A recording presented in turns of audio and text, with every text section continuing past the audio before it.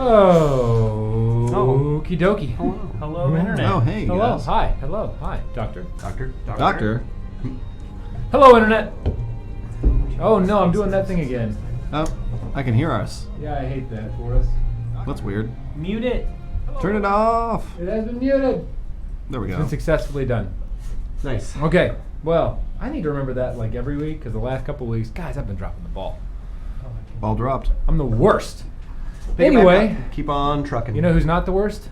The Internet. It's true. Hey, guys. That's actually a lie. Sometimes the Internet is the worst. But right now, you guys aren't. So, before we dive into anything else, happy words. Tuesday. Steven, I'm going to let you take it away with our socials. Hey, guys. Social media hour. Make sure you reach out if you want to talk to us. We always love to hear from you. Find our podcast wherever podcasts are sold. You can find us out on YouTube. We're really good at uploading that. Bad at uploading podcasts. That's okay. We normally run about a week behind, just so that we can get some of the streaming materials out because, hey, we're into that. But social media, check us out on Twitter, at DNDNatural20. We love to hear from you. We love to have some conversations. Obviously, there's a lot of things going on, so make sure you're taking care of yourself, and that might cause us to be a little slow with response. But, hey, everyone's got a life and things are happening. Facebook, natural_20. You can see us upload some pictures there. Most importantly, if you like pictures of all the fun things that Alan can print for us, check out last week's. Check us out on Instagram at natural20dnd. That fucking city was sweet. On Fuego. It was, yeah, I think that was on my favorite fire. part, was the little fire bits that you put down on top. Busting out the Literally surprise fire. And figuratively. Right, surprise Yes. fire. What's better than a regular fire? Surprise fire. But we'd love to hear from you guys, so make sure you shout out if you want to say hey, if you've got some feedback. We want to make this right and better for you, so this is why we do it. It's an escape for all of us, but who doesn't love a little Dungeons and Dragons in their life? I do. Thanks, Steven. That's all I got. Nice. Cool. The only things that I have, a couple things. First of all, big thank you bringing him back from the podcast and starting to mention him again, them again. It's 2020, them again. As well, Sword Coast Soundscapes on YouTube.com. They provide a lot of soundscapes. We have them playing right now. It's awesome. I have to keep track of 2 windows now in my screen, so when I look over to the right, that's what I'm doing, is music maintenance. Big thank you to them. Follow them on Patreon. Support them if you can. Subscribe to them on YouTube, please, after subscribing to us. Second would be The Crafty Gamer. They are wonderful people running an incredible shop. Gifts for the nerdier ones in your life, or just anybody who likes well done, candle scents and other goods and sundries for your home. Check out their new scent. Right, Desert Oasis. I may or may not have bought almost every single one of their scents on a whim last week, so that's in the mail. Can't wait to get that.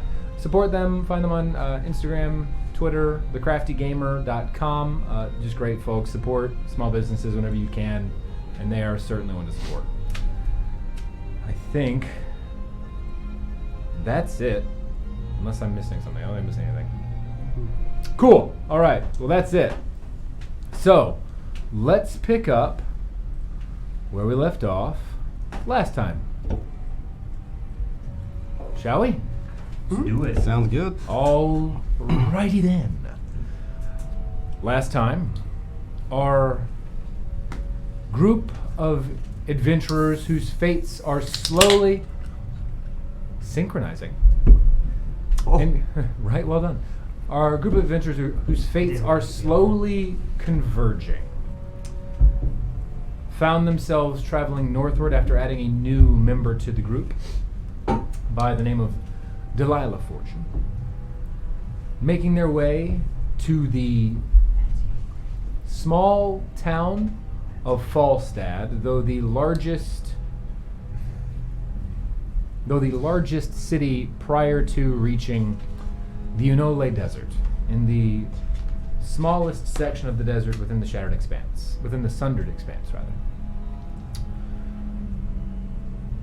After traveling for the better part of 8 days, after encountering a group of lizard folk upon leaving the small village of Calder, you all noticed a town with plumes of smoke billowing from its rooftops, and a single lone figure leaving hastily from the town itself. Delilah, looking to find out more about what was occurring within the town, rode ahead, leaving Babarith, Carter, and Kai behind. Eventually intercepting a guard for the town of Calder by the name of Logan. Logan Deers, Beauregard. Yep. Logan Deer. That sounds right. Beauregard. Logan Deers. Logan Deers. Beauregard. It's his new middle name. Didn't have it before. Got it That's now. how he was introduced? It was. Logan informing you that the town had been occupied over the last about, would have been 12 hours at that point, by a troop of goblins, a force larger than he had ever seen before. Each of them standing taller than a standard goblin, around this between 5'5" and 6 feet in height, with strange pale skin of a variety of tones not normally seen within the goblin race. After continued conversation and fairly uneventful watches where you all noticed, you all being Delilah, noticed a group of about 36 of these humanoid type entities leaving the town, you awoke, hatched a plan to infiltrate and deliver Logan, in quotes, to these goblin entities so that you might be quickly taken to their leader. This worked for the most part, with each of you discussing on the approach to the town how best to engage with these entities. Eventually meeting a guard of 3 goblinoids, where each of you were struck with the strange nature, well, except for you, Babar, having never seen them before, they were just strange on the face of it. But for you, Carter and Kai and Delilah, you were struck with the strange nature of these goblins, being so different than what you had seen previous and had become used to within the goblin race. Even more unsettling was that they did not speak goblin. They spoke in Undercommon, which only one of you spoke, Carter. Having engaged in some initial discussion and some pretty fucking great rolls, you all were taken to the occupying leader,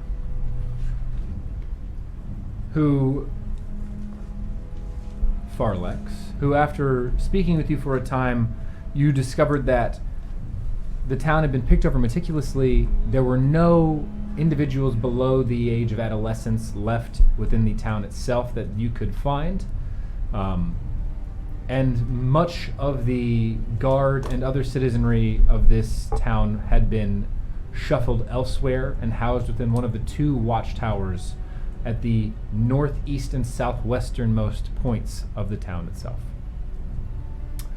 It was at this point where, after being offered a hefty sum of gold and jewels, an explosion rang out from the northeastern side of town as Logan, who had been working stealthily through the town with some fucking bomb-ass rolls of his own, before one really not good one. Before it went south real quick. It was like natural 20, natural 1. It was the odds on that were not great. Eventually, setting off a conflict between you and the remaining dozen or so goblins in the vicinity, 2 of which had strange milky white eyes, the likes of which you had never seen previously, but were warned about by Logan previously.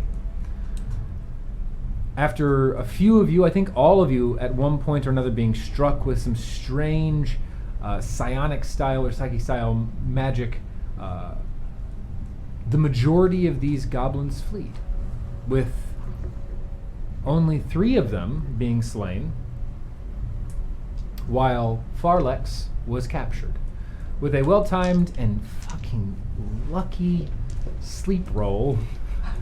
That's such a good sleep roll. That's my bread and butter. God damn it. Pretty Sleep. wizarding card, guys. That was pretty good wizarding. You all were able to bound and gag Farlex, though the fires that he had been controlling on the rooftops of the town were set free and uncontained, while the rest of you attempted to play volunteer fireman when you were playing hostage negotiator, the minute earlier.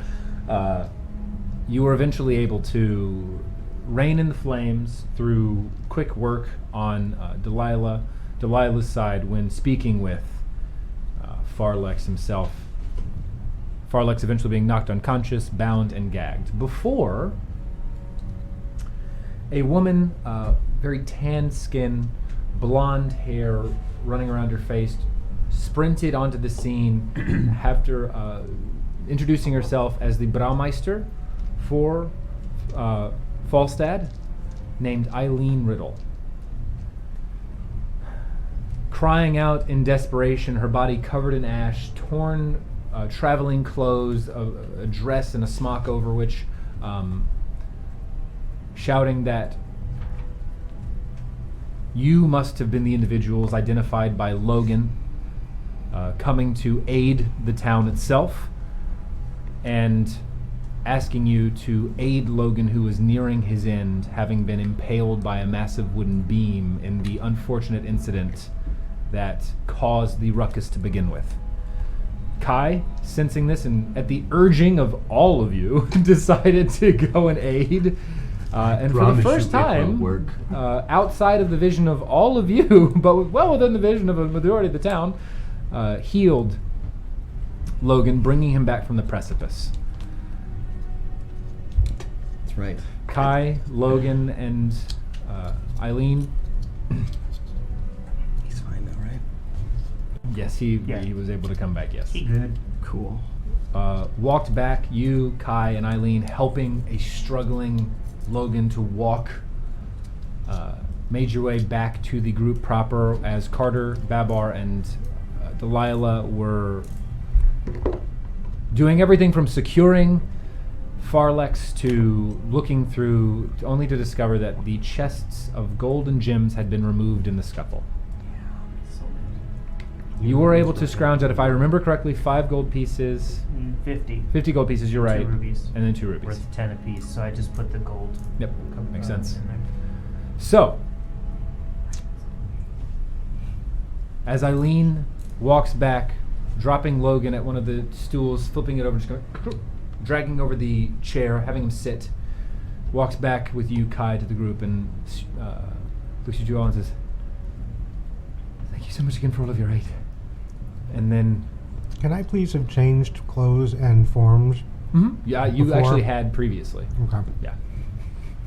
You did in the house. May have changed form, but not clothing. Oh. I didn't have clothes there. Because you were in Logan's clothes. Yeah. Oh. So I would say that you were Delilah in Logan's clothes. But you could be Delilah in spending Logan's clothing. But you could be spending the time to change back into No, Delilah's I wouldn't clothes. do that. I would before walking out of the house, I would put Logan back on. All right. Back in Logan. Good. Oh boy. Eileen would have dropped to her And knees. then gone to get stuff, and yeah. How we ended last session was Eileen dropping to her knees and sobbing before shuddering and saying, "They've taken the children." And that is where we are going to pick up this week's session. So I would like to ask all of you, what would you like to do? Where did they take them? Between shuddering breaths, she takes a moment to steady herself as you see from the distance a dwarven woman who's kind of stocky walks up behind her in a long brown braid, deep green eyes, and she walks up and lifts up Eileen. "It's gonna be all right, lass. It's gonna be okay. Just, we don't know where everything's gone. I apologize, I haven't introduced myself. My name's Dianetta. DY? Dionetta. Dianetta. I'm given to understand that you all are the reason that we're still here. And I'd like to thank you so much for the work you've done." And you notice that there are tear streaks having run around down her face. Everybody who you see now kind of emerging at this point, going back to their homes, checking and seeing essentially the lay of the land post-occupation. All of them covered in grime, ash, looking weary, worn and just haggard after having been through this experience and going back to their homes, the majority of which have been in a very controlled way burned, and the soot of which is still hanging heavy in the air. Ash being kicked up from the cobblestone streets as they walk through the small town proper. Eileen would then look at you and say, there's nothing we can do to repay you, honestly. You've allowed us to come on with our lives. That is good, because they stole the treasure. Treasure? Oh. Yes, I suppose they had compiled the treasury. And Eileen looks between you all before her eyes rest on you, Logan. Die Logan. I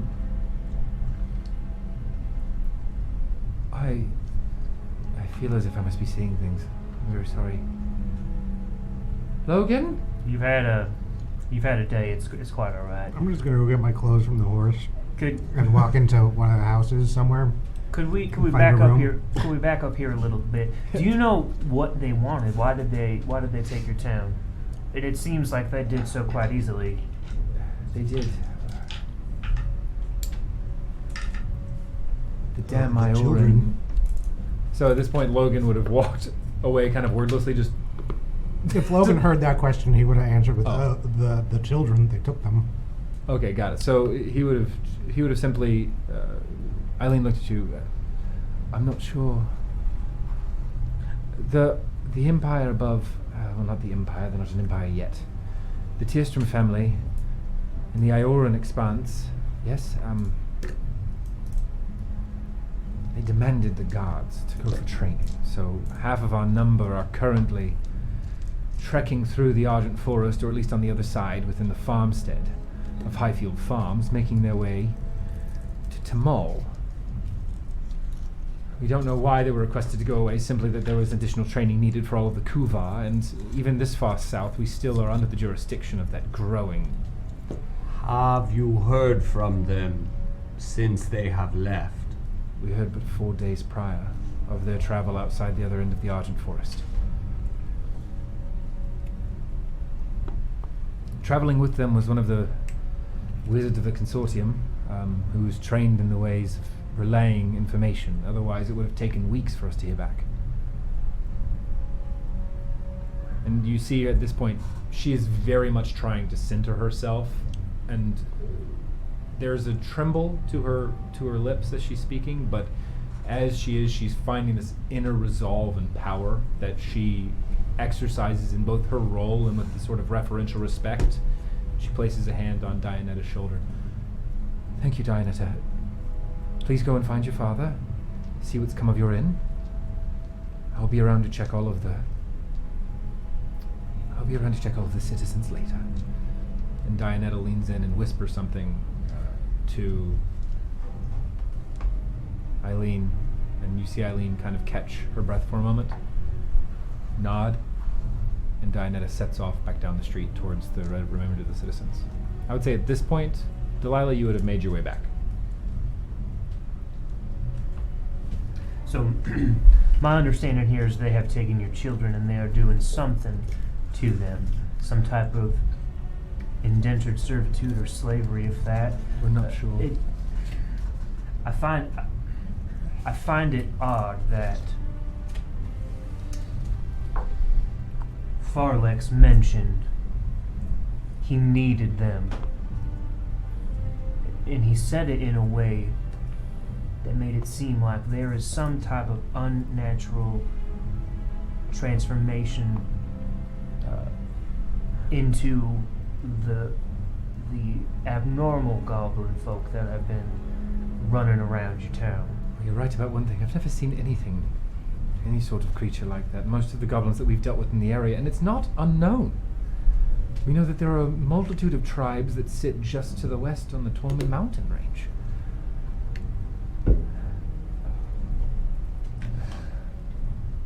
But not ever have we dealt with... Not ever have we...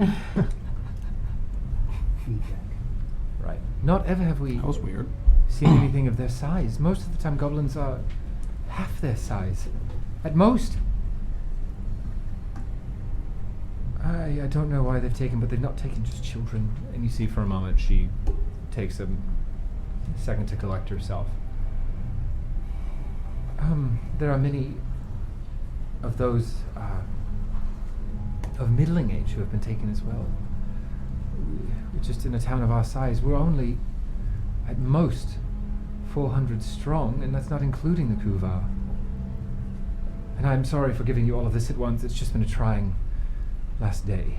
I know that you all would like to rest, and you all have anything you would like while you're in town. I will do my best to aid you. Rooms, supplies, anything that you may need. But you are correct. And she shakes her head for a moment and you see the matted hair just kind of wash around her face for a moment, and they are traveling back to the west. I would assume to the Tormund Mountains. It is not an easy journey. The rolling hills and plains very quickly becoming much more rugged with the mountain range just on the coast of the Tormali Ocean.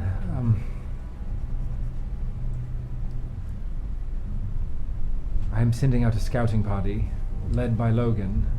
He has performed admirably, and I believe his knowledge of this circumstance will aid us invaluably to scout and to see if others of his specialty would be able to perhaps give us more insight as to what is occurring.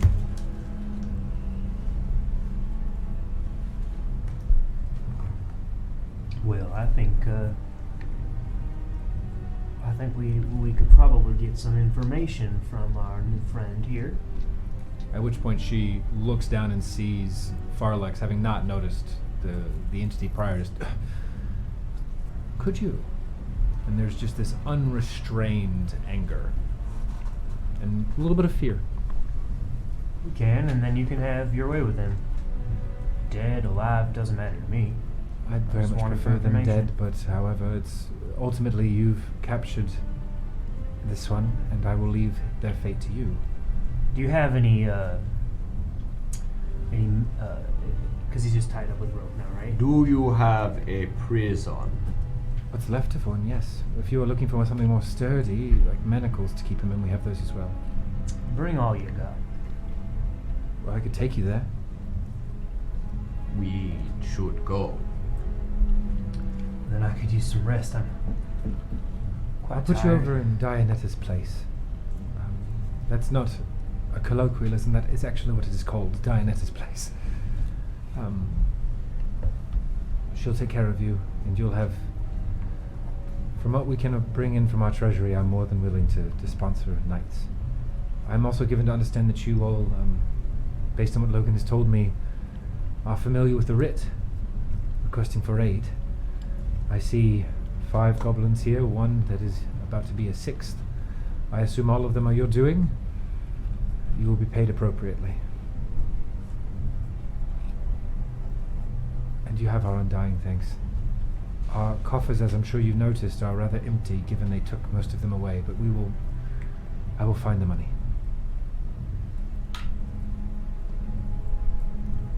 To the prison. Yeah, Babar, could you, I'll scoop him up and just, He is unconscious, not to care, just toss him over. bruised and battered, but If very I much hit his unconscious. head on the building as I pick him up and swing him over my shoulder, that's Roll how a- it's gotta be. Roll a d4 and add your strength modifier. Nice. 7.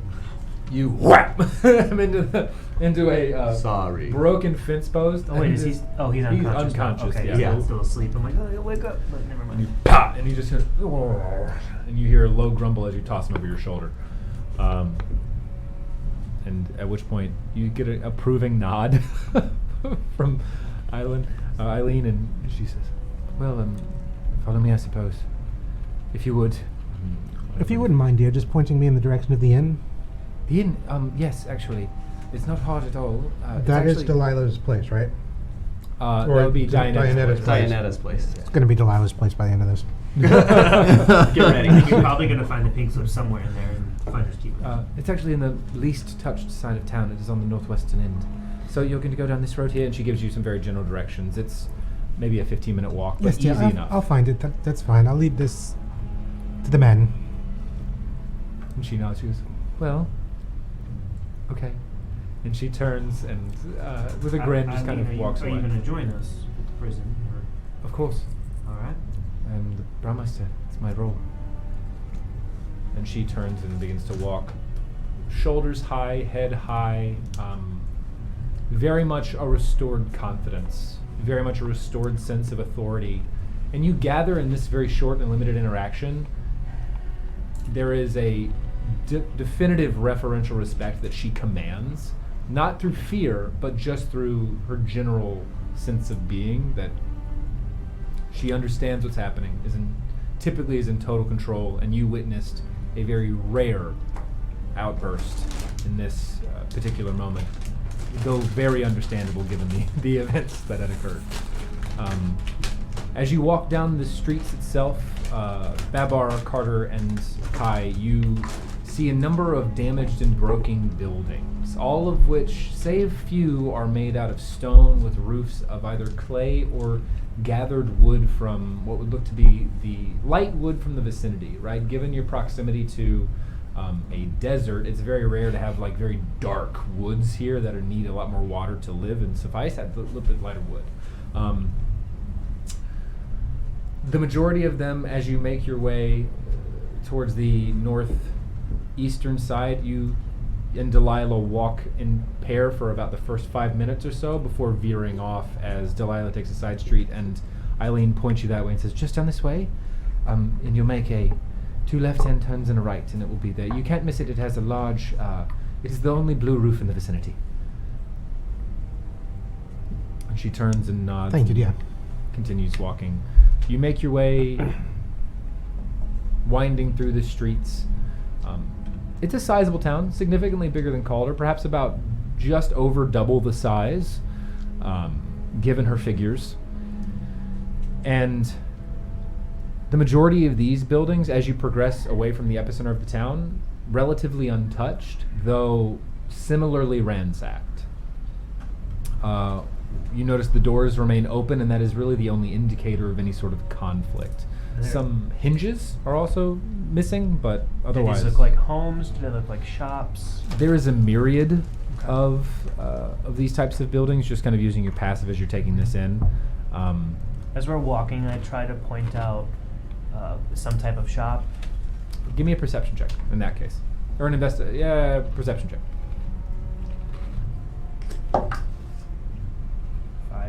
5. Funnily enough, at this juncture, in this side of town, not a lot in way of what would look to be a mercantile building. You gather based on your experience entering Falstad the earlier that day. The majority of the business hub is centered around the midsection of the city, towards the hub, whereas the residential section is around the exterior, leading to something that is much more barrack style life. I wouldn't like go off, but I just kind of keep track looking for some type of shop or library or something. At this juncture where you Nothing. are, not That's really fine. anything there. You remember, what is clear though is that larger buildings back in the central section of the city. Okay. After about 15 minutes or so of walking, you will find yourself at what remains of the northernmost watchtower. Kylandy, you saw this previously. The lower right-hand portion of the watchtower itself has been almost obliterated. Good. Beams and stone have been flung throughout the vicinity. It seems to be the only real damage inflicted. On the interior, there are 3 levels, 1.5 of which are exposed due to the blast, with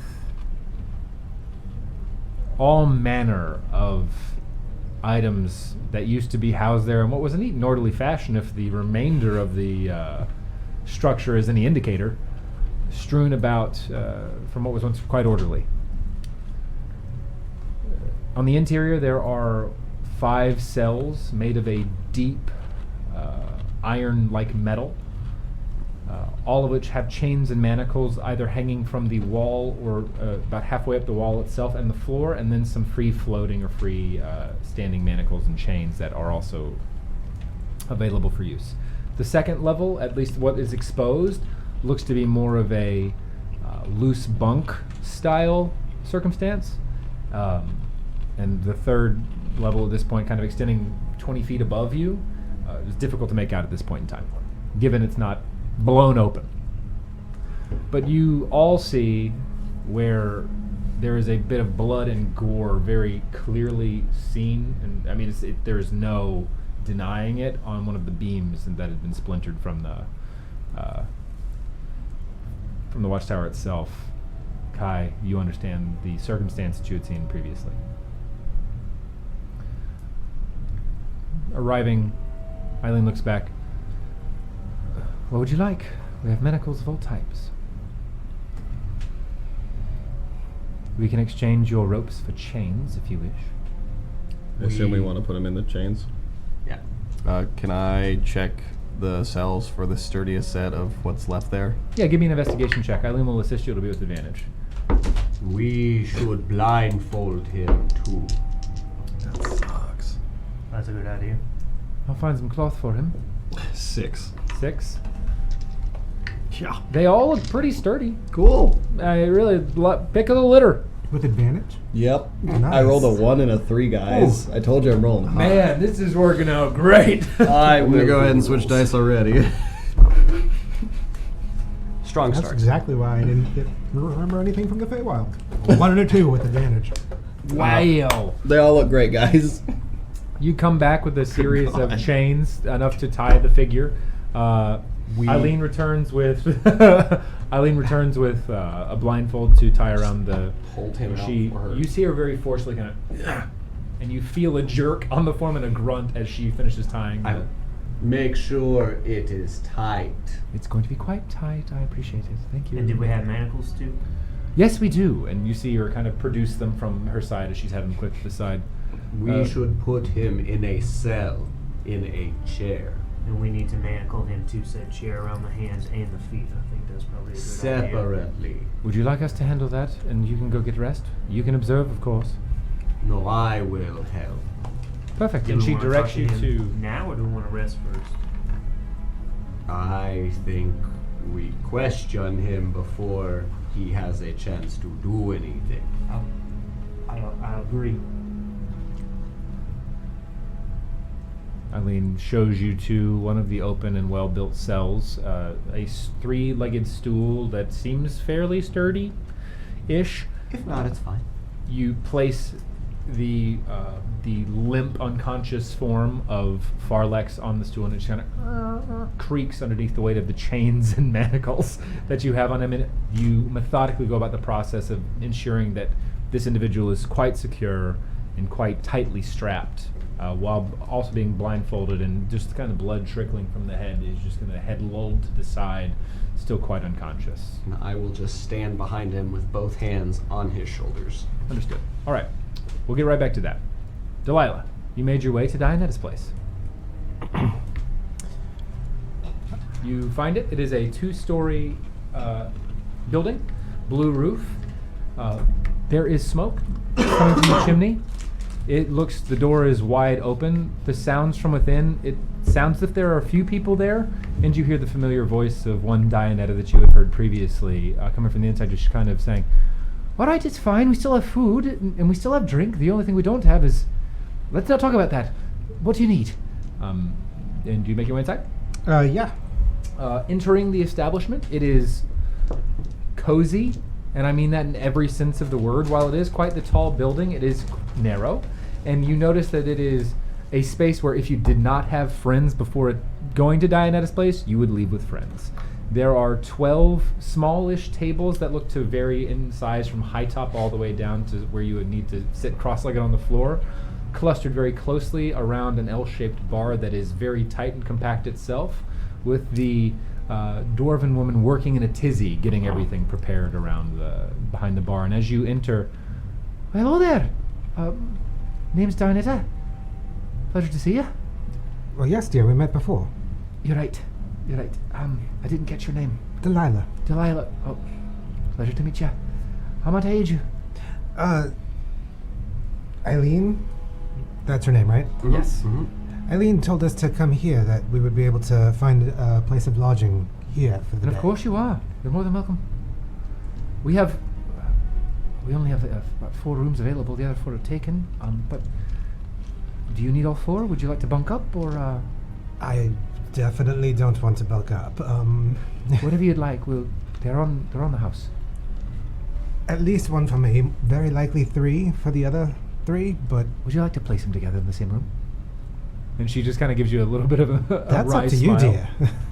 You know what? We'll start that way. All right. I am very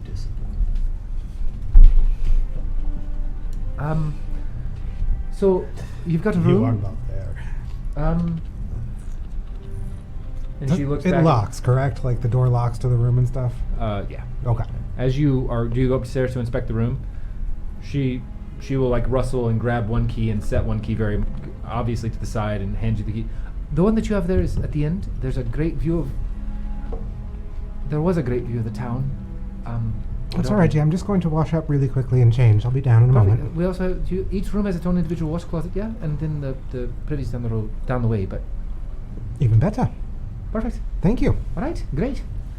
I'm going to grab my things, head upstairs, change into like for lack of a better term, Catwoman catsuit, like it's flexible, moves. Form fitting. Yeah. And get ready to do some stuff. But Halle Berry or Michelle Pfeiffer? I don't know. I haven't figured it out yet. You decide. We'll get there. I just needed something to that I would need that visual move. though, so when you figure it out. Well, you think of it however you would like tonight. As you're walking up the stairs, you hear Dianetta shout, "Marlon! Marlon! We've got 2 new rooms occupied. We're gonna need meals for them. Make them hearty, okay?" And that's what the last thing you hear before the door closes and it locks. And you are able to get changed without. It's a modest room. Looks nice. Bed is comfortable. Linen's well kept. Strangely untouched. There is a wardrobe, a small sitting desk by an open window, and an open bay window at the end of the hallway, over which you can see down the main road that you had traveled and kind of diverged from the group with Eileen, and see the center square just in the very distance, still somewhat smoking. Okie dokie. Anything else you'd like to do? Not yet. Understood. Okay. So, back to you, Babar. Hands on each shoulder of Farlex's unconscious form. Carter, Kai, and Eileen all in the room. And as Eileen says, "Before you begin, I'd like to..." Throw the first punch. I was going to say wake him up. Please Same thing. wake him up. And she... As soon as he wakes up and is conscious and semi-aware of what is happening, I'd like to wrap my trunk around his throat. Understood. And I would like to cast Charm Person. Got it. So I'm going to need a strength check first. You see Eileen pull out a very small dirk from just beneath the bodice, and if you hadn't been looking or seen, nobody would have even noticed. Flashes. She takes the dirk, places it under the chin, tilts the head, and you see a flash go across her face before she takes it and nicks under the eye.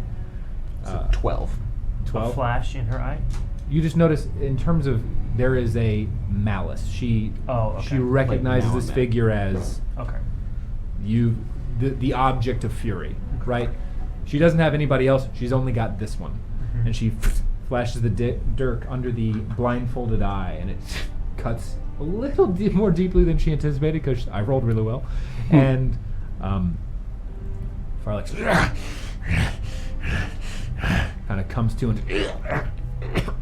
And as she's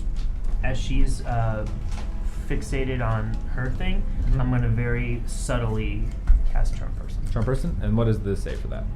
15 wisdom. He does not make the save. I think technically, if we're fighting it, he gets advantage, but that's your call. If we were He fighting is it. currently coming out of unconsciousness Okay. and was unprepared. He is It would have charmed been for 1 hour. Got it. Kind of. with the trunk wrapped around his throat. Babar, Yes. you can ease up a little bit. I'll give it just a, and then let go. Still hands just. And you just feel him breathing heavily, just kind of. You all notice that head flitting about from side to side, not able to see based on what you know, with a blindfold across his eyes, looking around, before finally resting and settling in, and just you see the body not slump, but just lean back So as far as he can. technically regards me as a friendly acquaintance. Mm-hmm. Yep. He would still not do anything outside of what he's normally motivated to do, but Farlex, you failed here. Now tell me what your plan was. and you see him look at you, tilt his head. In a manner of speaking, you're right. In another manner of speaking, you're wrong. Is he speaking common or undercommon? He's undercommon. Okay. Damn it.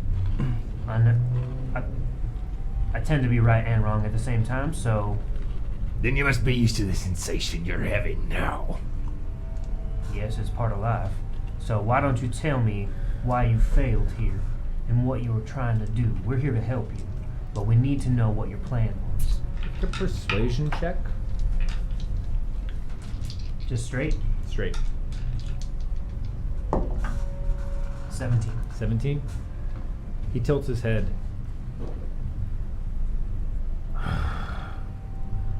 We failed here because you came. We were successful because we got what we came for. Well, I seem to have been left out of that sort of plan and that knowledge. Why don't you tell me what you were here for? I don't remember seeing you at that plan. Just because you can't see me doesn't mean I'm not in on it. Oh, but we would know if you were there. Again, I didn't need to be there. And he just kind of tilts his head and looks at you. Well, looks in your direction. What are you doing with the young folk here? He tilts his head back. If you attended the plan, you would have already known. Can I hit him yet? You can. I'm gonna pick up, still behind him. Be right gentle. here. Make an attack roll with advantage. Are you? It's an unarmed strike. Unarmed, yeah. So use your strength modifier. That'd be a 23 23. Roll a. What is your strength modifier? plus 4. He takes 4 points of damage. I think the spell ends. Because we did something hurtful to him. Yeah, because it is. He gets. You pick him up and slam him in the chin and gonna. Alright, Farlex, we'll do this the hard way. You see teeth scatter across the ground. Right back on his shoulders. He's not putting up much of a fight at this juncture. Darn.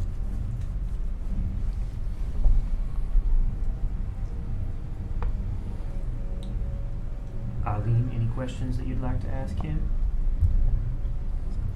You look back at her and she seems to have been leaning against the bars of this cell, just taking in the work that you all are doing. No. Although interesting tactic.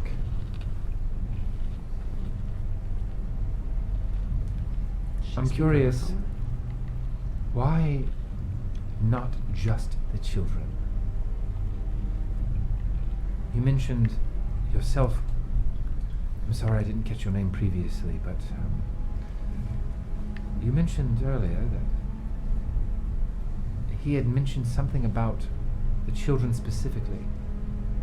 That does not make sense. Not only children were taken. Farlex, you have the decency to answer the woman. You're in her town. You look back and his head's tilted. Make an intimidation check with advantage, given everything that's just happened.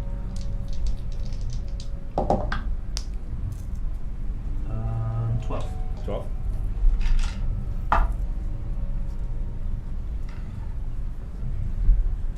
He tilts his head again and just kind of, his voice getting a little bit more guttural. It's difficult to understand, but the blood congealing in his mouth from the loss of teeth, he already wasn't looking good. We will grow, and we will become more. And that is all you will learn. More come out of the mountainside than you could ever stop. What has changed? You've lived within the mountains for years, minding your own business. Why take over a town which you have no need for outside of the population? So again, I ask you, how are you making yourselves grow in number? Make a persuasion check. Straight This roll. is all still in I'm going to undercommon, cast yes. friends when I do this. No, I'm speaking in. You're speaking in common, Yep. but he's not. He's an undercommon. Yep. Okay. I would be. Okay. You all are hearing. You all are. We're hearing very- one side. Okay. Like that. That is the deep guttural speech. Sorry, I misunderstood you. I would respond to him in common.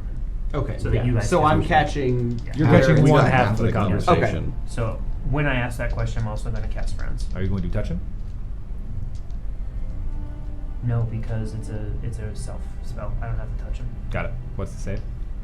There's no save. I just get advantage on the Okay. on the charisma check. So you said intimidation, This was persuasion. persuasion. 9. He tilts his head, lifts up his chin.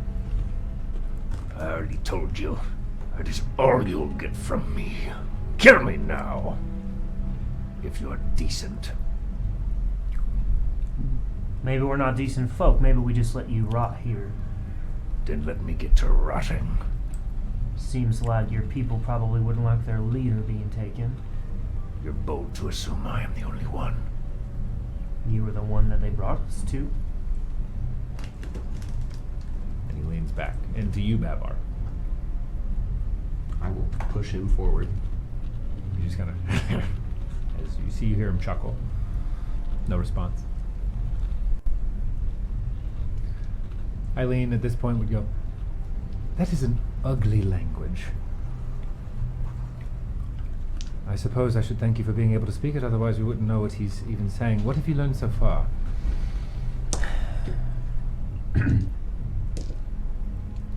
Not much, unfortunately. It's got Well, a- not much is better than nothing.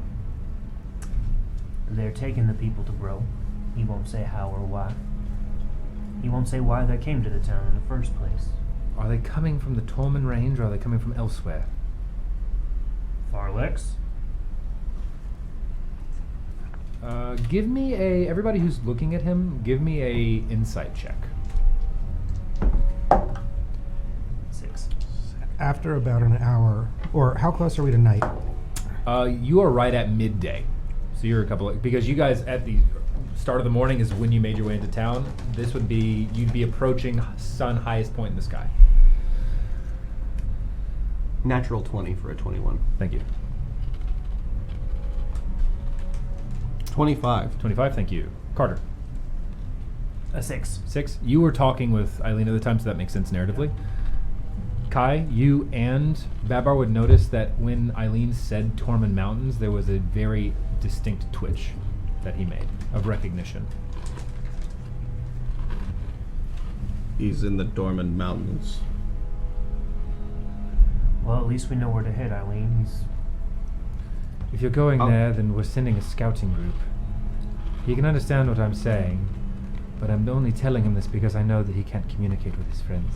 And she smiles, and you see this just devious smile come over her face.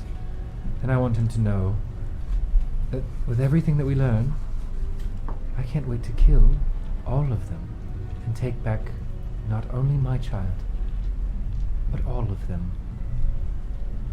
I will lean up right beside his head. We are going to destroy your home. Make an intelligence save, Babar. I'm good at those, right? I hope so.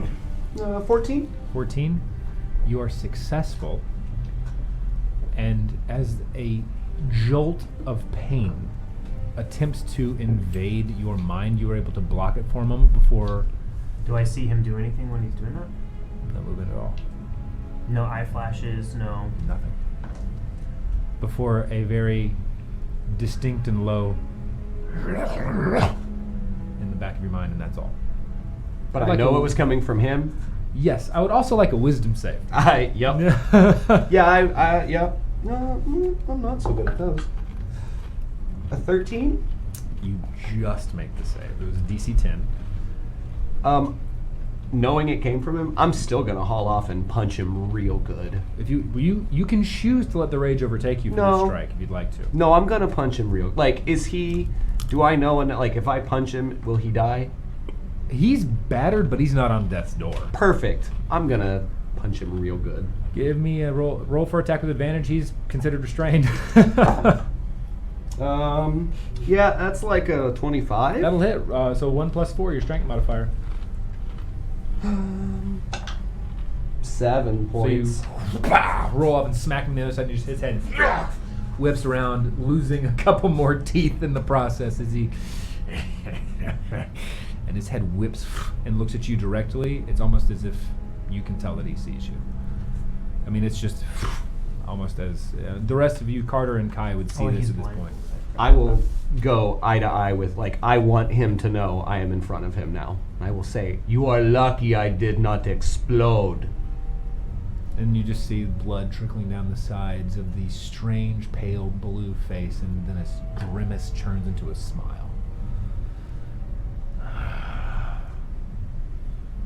At which point his head turns back to resting in the general vicinity of you, Carter. I will grab it and pull it back to me. And as you do, he says, and spits blood directly in your face. Well, that wasn't very kind. And it just kind of warm and hot, and there's the remnants of a tooth just that you can tell just right on the top of the trunk.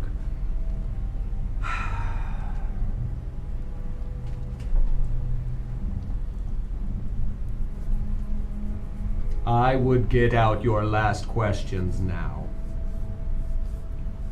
I'm not sure what more we're going to get from him. He could tell us where in the Tormund Mountains to go. We have leftover maps, so I'd have to see if they've taken them. But we have a scouting party returning in 2 days' time. Farlix, do yourself some good and tell us where in the Tormund Mountains your folk are headed back to. And we will let you die peacefully. And as he does his... Are you still holding his head, Babar? Yeah. Yeah. You hear... only you, Babar, hear him say, "Oh, you don't. It's an undercommon." Oh. There is a very deep... You would know he's whispering, so if anybody who'd like to attempt to listen to what he's saying could, but he is very obviously whispering an undercommon, and it to you, Babar, it comes out as...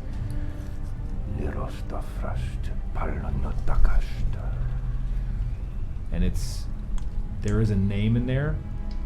You're not familiar with it. I would like to try to listen. All right. Hit me with it. Roll a perception check. Perception. Am I focused? No, that's hard. I was 9. try to Bring it out. repeat it, but Kai? I mean, I'll try and listen. Would you? I've been watching this whole thing, Yeah, so so I'd say give me a perception check. You would. He is attempting to whisper. Nah. All right. Yeah, that's a nat 1. Yep. Yeah.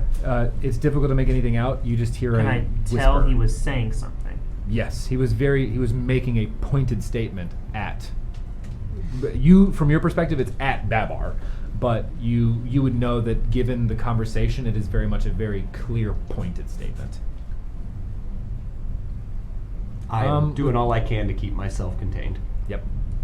The blood is just kind of dripping down the side of the trunk at this point. It's just barely catching on the tusk as it's kind of to the floor. Louder for the rest of us in the room. I will not ask you. Not Give me a again. persuasion check. Straight roll. Is it time to kill him yet? Persuasion? Yep. 11. 11. He turns to you and goes, in undercommon, the only words he says is, You too will succumb to the pale night. You'll find we're much more resilient than you think we are. Bavar, kill him. And I will go into a rage. you feel the unbridled emotion ever since the warm blood caked the front of your face, overtaking you, heating you to the point of unrecognizable anger, with the sole intent of that anger being the chained entity in front of you. Roll for attack with advantage. And a D8? And a D8, please. We'll do the D8 first, and then we'll do the attack with advantage. A 2. A 2? Plumps? No, no flumps. Could you please read that one out to me? Yeah. Because I don't have it in front of me right now. You teleport up to 20 feet to an unoccupied space you can see. You're in control of where it goes. Where do you want it to go? I'd like to go about 8 feet behind him, Okay. and I'd like to pull out my glaive Okay. and just right through him. Perfect. So roll for an attack with advantage. As 24. Bavar backs up, I'm gonna have the invisible hand pull the So blindfold off. Babar doesn't back up. Babar blink. disappears. Oh, okay. Well, Could teleport. Babar disappears from existence, and as you do, the hand in shock kind of stutters before grabbing the head and pulling forward. I just want to remove the. That remove the blindfold. Yep. Make an intelligence save for me, Carter. And you appear, the glaive having come out mid-teleport and sweep. That hit. Roll for damage. 16. 15. All right. I just wanted to seem. Do I feel something when I'm making that save? You do. 6 plus 6 is 12. 12.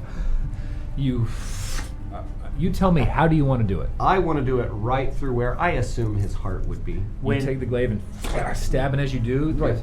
the head jostles for a moment, the body kind of... Is he still looking at me?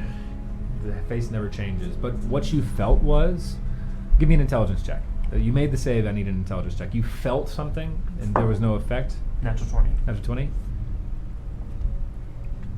Something other than this entity is watching.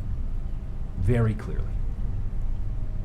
And it stabs into him, and you just see the head. I'm gonna walk up to him. As the body Right falls before he lifeless, slumps. the face stays in the same space, still looking, even as the body is drained of its lifeblood. Is he still? No breathing, but the head is locked in place, as very isolated rigor mortis.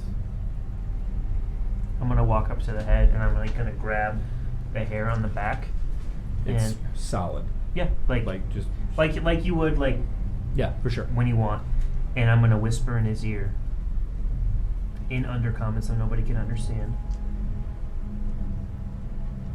Because I you said I felt something else, With the natural 20, something else is watching this.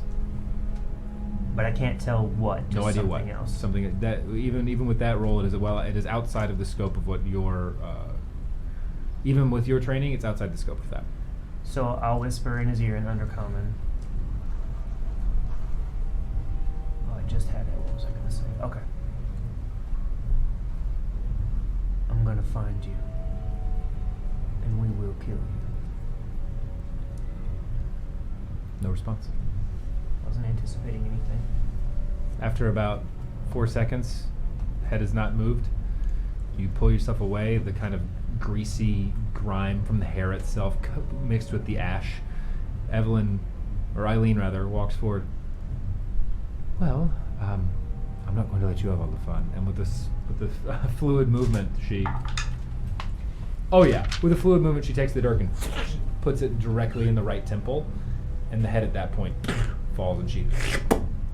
You'll get 10 gold for that one as well. Actually, for him, 20? I hope that sounds fair, and that's coming from me personally. Do you want to keep his head? No. Okay. I would, Do you? but the fact that it remains stationary for an extended period of time was a bit unsettling, so I would like to burn the body. I will. That's probably a good idea. Good. And she turns back and she goes, Oren? Lorik? We have burning to do. And And I'll be doing it sooner rather than later. and she looks at you, nods. Now, gather all of the bodies, please. Place them outside of the walls. I think we can all agree that is probably the best course of action, yes? I will. Agreed. Okay, and we will burn those that have fallen here. I will scoop them up and help them collect. Give me a strength check, just in terms of how much time it would take. Cool, 9. Can I, before they 8, burn sorry. the body, I want to go through. I want to see what he has on him. Give me an investigation check as everybody's kind of milling around.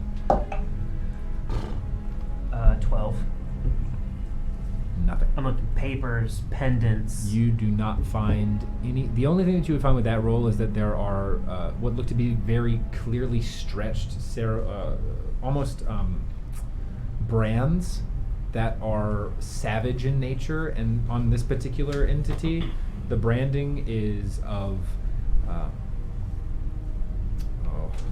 Let me tell you exactly what the branding's of here, because that would be the only thing that you would notice.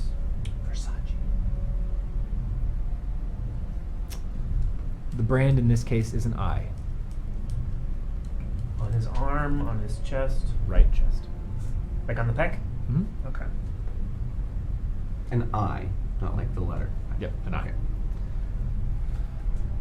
Ojo in Spanish.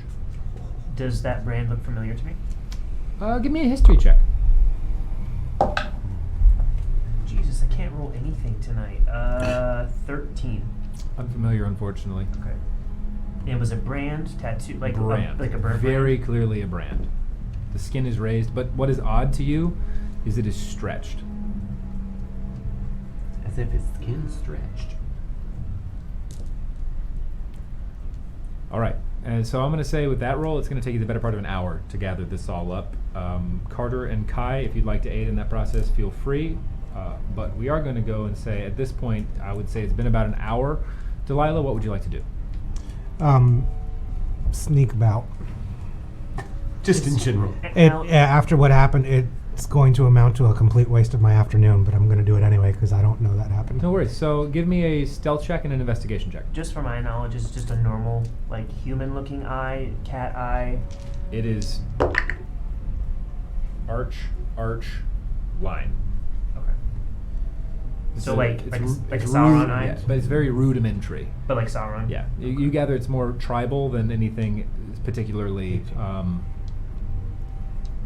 indicative of something specific.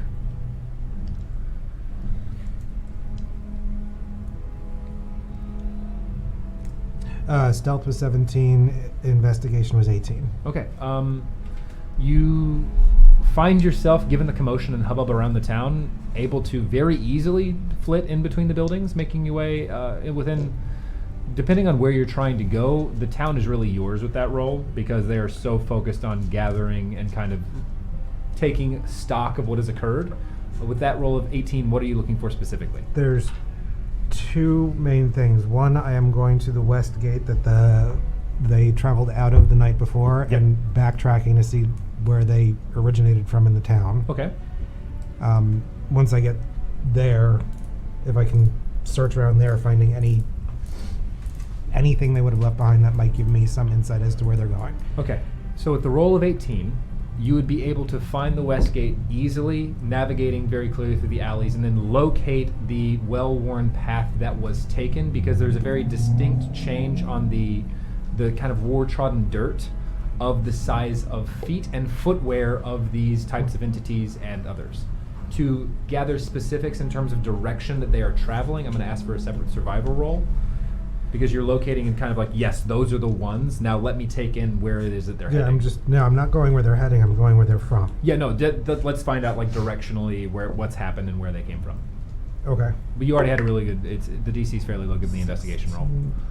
Survival, you said? Yep. 19. 19. Oh, okay.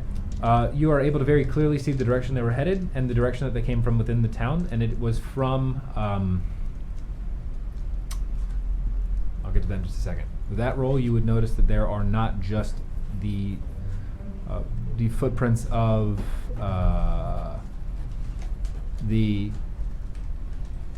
goblinoid type entities.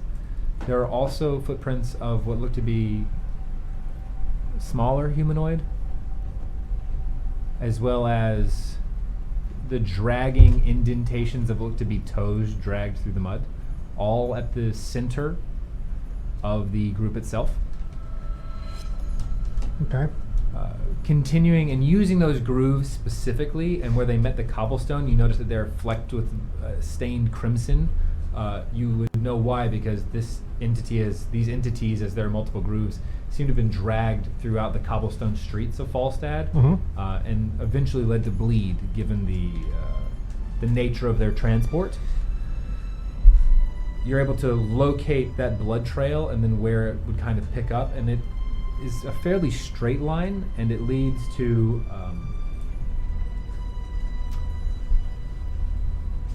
the center square where you all confronted Farlex. And with a roll of 19, you would notice that it ends inside of what looks to be a residence that, based upon the interior, would otherwise be a fairly nondescript residence, but has very clearly been fitted as this sort of central location of operations, just about 4 blocks, about a 5-minute walk away from the central square towards the southwestern side. Awesome. So almost like a candy cane in terms of the direction they travel. Breaking in there, It's open. Fully walking open. in there, and searching that place thoroughly at a slow movement speed, however I have to get any. Absolutely. So I'd just say give me an investigation check with advantage, given everything that you've been through thus far.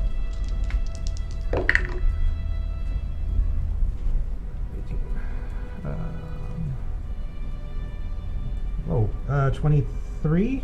23. It is a single-story abode. It has 4 rooms. You have the central sitting chambers as well as a hearth room where there is a fireplace that looks to have embers that are dying.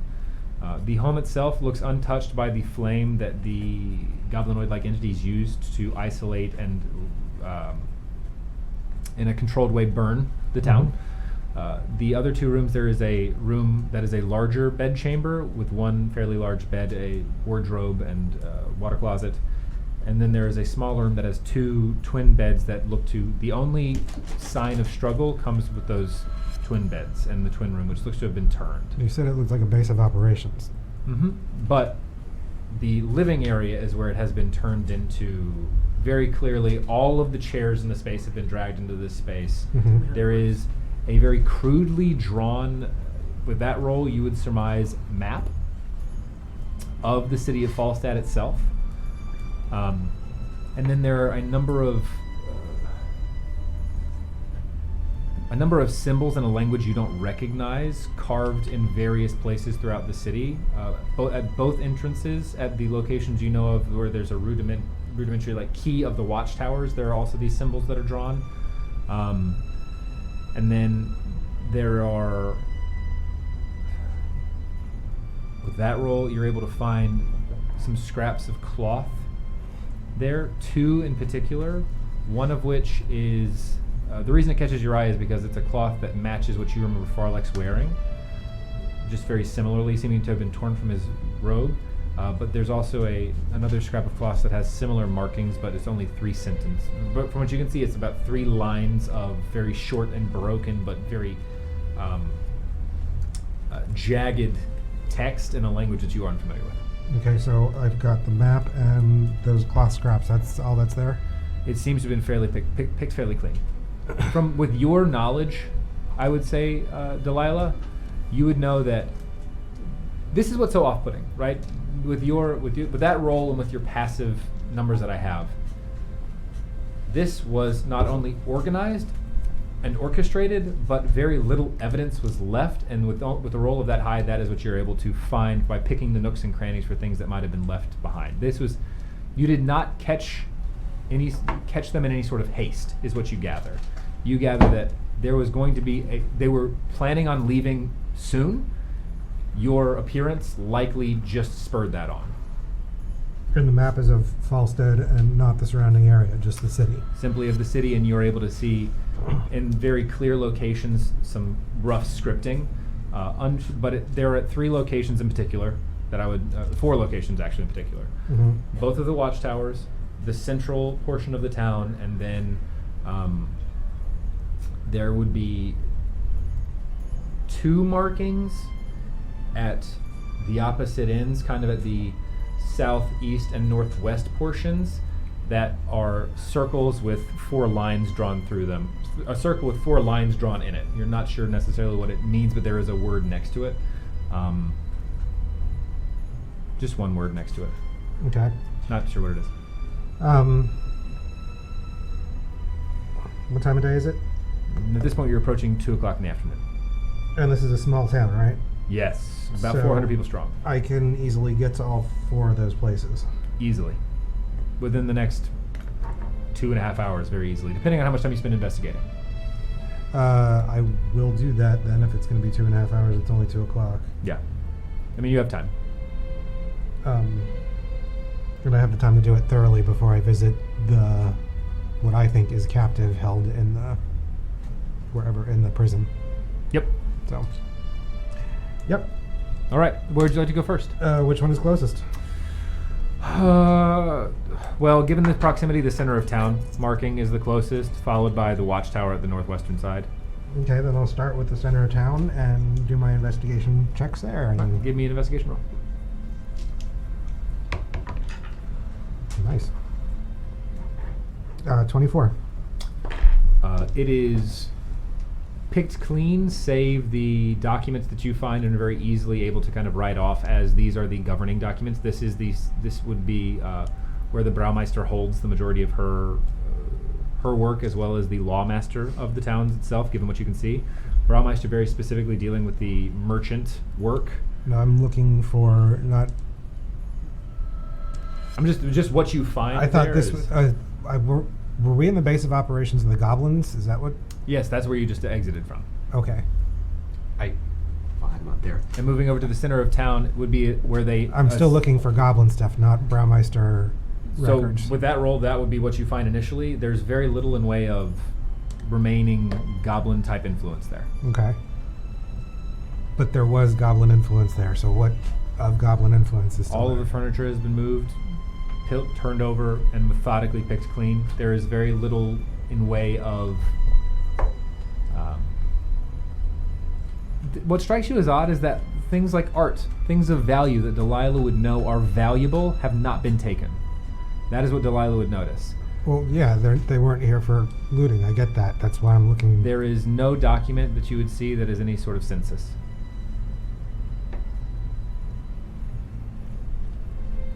Outside of that, that is the only Are thing we that would be- outdoors? Nope, you're inside. Okay, then I'm very confused. Town square. Mm-hmm.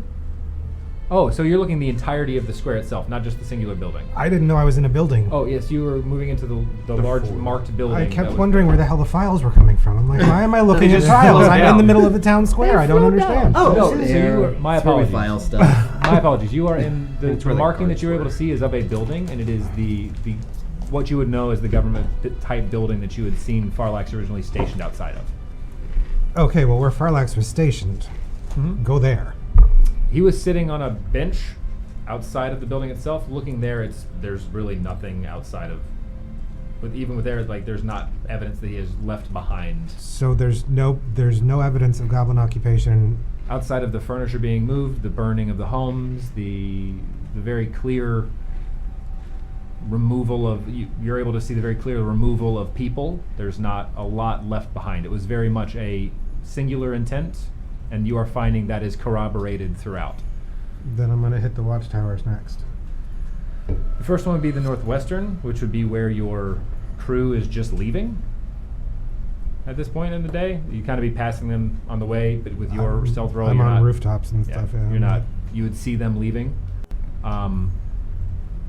You would see them begin to gather the bodies of the dead, the dead goblins, and begin to carry them out to the exterior of the city. That's what you would notice on your way there. And there were no goblins that were dead anywhere around up until now.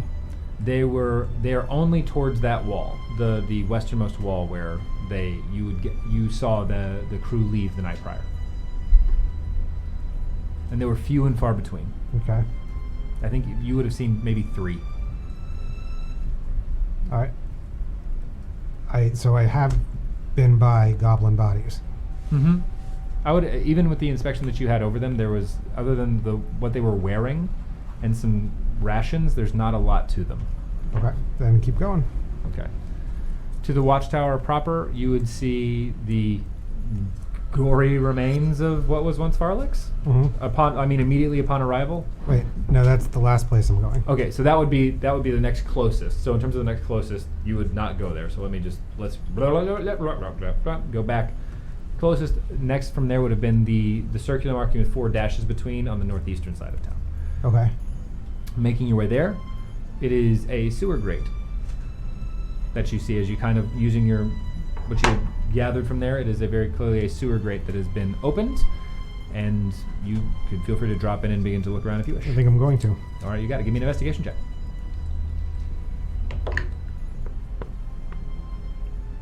17? 17. The scent is terrible, right? Mhm. But pushing through that, you're able to see that has very clearly been recently used, given the spatter of fresh sewer juice, that's what we're going to call it, throughout the interior of the, it's very narrow channel.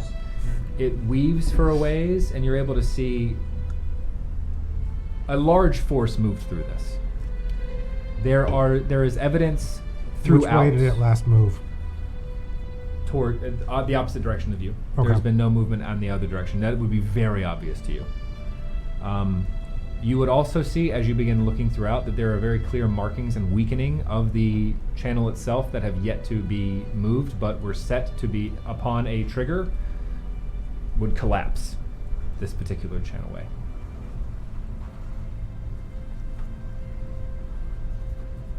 Wait, they got... Okay. But for one reason or another, you're not sure. You would assume it is your arrival was not done. Okay. But like everything else, very methodical, very not what you're used to with goblins. Alright, well, when it gets to be nighttime and I'm done looking at all this stuff, going to visit the... Got it. So I would just Okay. say for the sake of expediency, traveling to the opposite sewer, you would find it is just the same sewer. This one you go down, has been collapsed. You Okay. notice that there is a sagging to the ground itself. Very clearly been collapsed. To this point, you would remember that Logan has mentioned previously there were other entrances. Mm-hmm. This kind of rings to, found it, not an entrance anymore. Mm-hmm. The southeastern watchtower would be the final place that you would hit before moving to the northwestern. You have found that it had been occupied by a number of bodies, seemingly captive.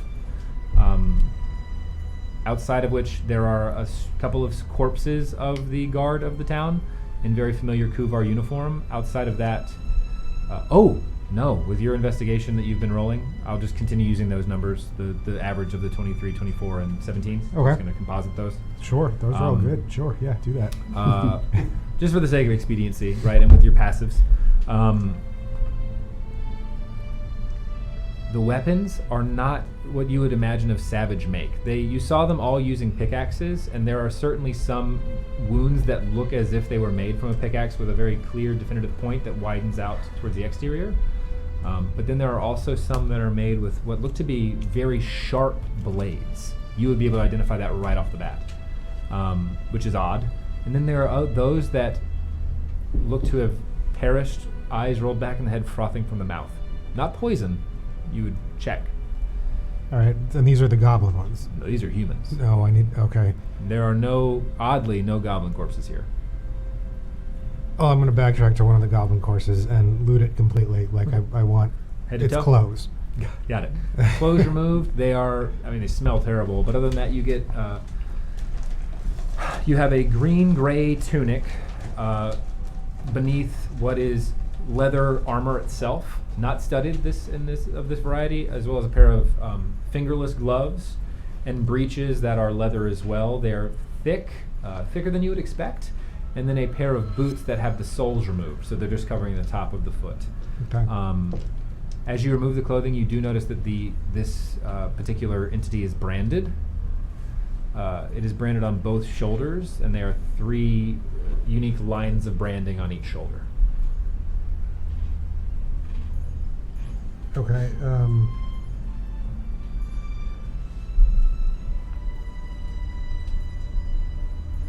Then back to the humans at that point in time. If there's... Yeah, I'm just going to do it. I'm going to take a set of the guard's clothing as well. Okay. And then finally back to... It's a standard Kuvar uniform. You're Yep. used to this. Oh, I have one already? Yeah, you would know exactly what a Kuvar uniform looks like, given your time, or given not your time interacting with them. But yeah, once I'm done scouting out all that stuff, I'm going to go to where I think there's a prisoner. Okay, you make your way to the northwestern tower. There is no body, but there is a bunch of gore and chains on a stool. There are two Kuvar guards stationed there. Hello, ma'am. Oh no, I wouldn't have gone in you the would front have, door. yeah, you would have been able to see from your vantage. There's no body. It's gore. Great. Anything else you'd like to do? Not unless there's another live goblin somewhere around here. Not that you've been able to see, unfortunately, no. Too bad we don't have a cleric. Nope. Definitely not. All right, well then I guess I go back Right. to the inn.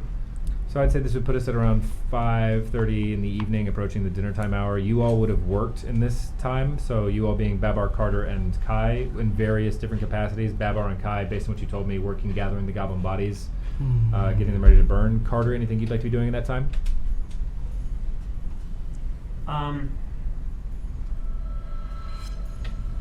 Probably if I could have a moment with Eileen. Okay. You'd be able to. She would be there directing this whole Yeah. circumstance. I know your resources are kind of thin here. I just was wondering if you happen to have had a library in town. We have what remains of one. It's... So you remember the center square? Yes, it's the building that is it's two buildings down on the left. It has a black roof that is made of clay tiles. It's Would not... you mind if I peruse? I'm just... Feel free. I would request that our bookkeeper's a bit odd. Maybe wait until the morning so that they may be there to... Yeah, very well. It's not as if I don't believe he would steal anything. I just would rather you meet him. He might be of aid. No, yeah, I just was, I tend to stay up at night reading. I find that quite relaxing, so I just was... Do you have anything that you would like to be brought to you? I assume you're staying at Dianetta's place. I could bring... Yeah, I'm fascinated by oddities, so I like to read odd Oddities. histories. Well, and she thinks for a moment. Y'all make me pull up her stats. Things that might be outside of the realm of social normities. Oh, I'm not sure we have anything of that variety. For that, I will speak with Albin.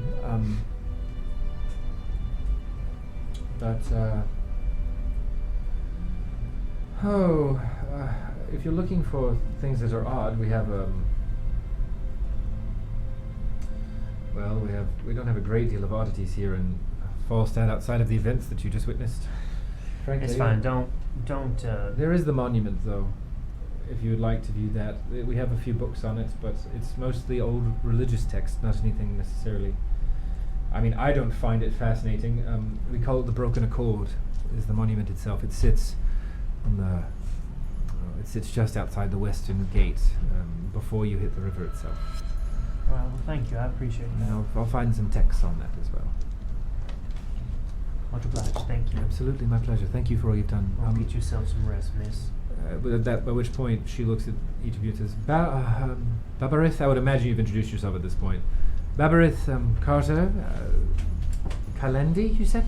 Let me take you to Dianetta's place and we'll get you set up for the evening and we'll reconvene tomorrow. We can meet at the Braumeister's office.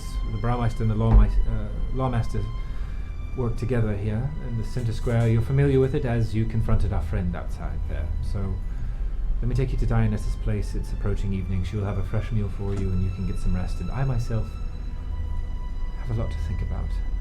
I hate to give you more to think about, but half of your guard was called away before the attack. I would worry about their safety. I am, Beberith, I am. And the one that communicates with you. I will do what I can in that regard. There's not much I can do. We don't have anybody with those sorts of abilities here. But... Are you able to respond? When yes, but only when we receive the message itself. I would not respond if I were you. Make a persuasion check. She can insight check. I'm being it. No, that is the purpose. Said persuasion? Yep. Oof. 16. She looks at you keenly for a moment. I have a terrible sinking feeling you might be correct.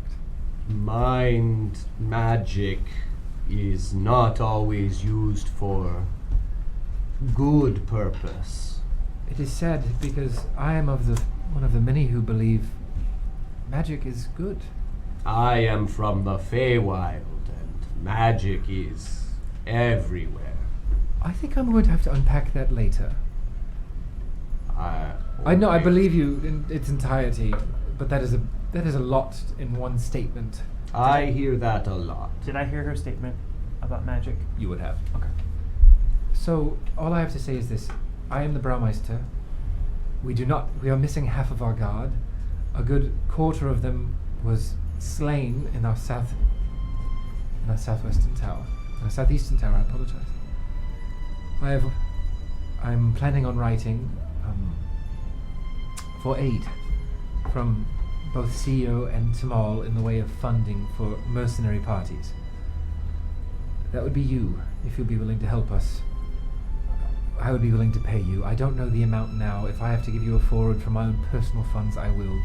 But I am worried about what will or will not return from the scouting party Logan took. It is going to be another 2 days before they return, if they return, given where the last known encampment of these entities were by horse. On foot it would be much longer. Thankfully we had what remained of our horses to take them. They were outside of this, much of the destruction, strangely untouched from where they were located. Only one was taken, and it was to carry a cart, but that was before you arrived. In any case, to Diana's place, and we will talk more in the morning. I wish I could spend more time with you, but it is my obligation. You have other things to attend to. Unfortunately, that is true. Follow me. And she turns again, and all of you, after having interacted with her for the past 4 hours, you all get a general sense of why Eileen is the Braumeister. She knows the town, gets shit done. If she can't find, if something's not getting done to her exacting specifications, she gets in and does it. And you just get the sense of this very much grassroots respect for this person, and her effect on the town of Falstad. You arrive at the very not small, but it's a 2-story narrow building where you walk inside. It's late, not late, it's mid to late afternoon at this point. Walking in, Dianetta is behind the bar. You see a dwarven man, sleeves rolled up in a tunic that is stained, with a beard that is scraggly and deep amber, with curls and ringlets that surround his head, and a quite distinguished handlebar mustache. Even given the times, he seems to be well manicured above the beard itself. That's shorter than what you would imagine from a dwarf, at least from what you've read or have seen in the past, save our friend from the Feywild. And they're in a deep discussion. As you walk inside, Dianetta looks and goes, "Ah, great to see you. You've been quite busy, I hear. I've got Marlon in the back working on food for you. Da is a great cook, so we'll get that for you as well. Your friend Delilah, she was here earlier. I left through the window with the stealth roll. How come I was there? I'm still there, according to her. No, she was. You were here. You were there. I imagine she's still upstairs. If I haven't heard a peep, she's been quite quiet.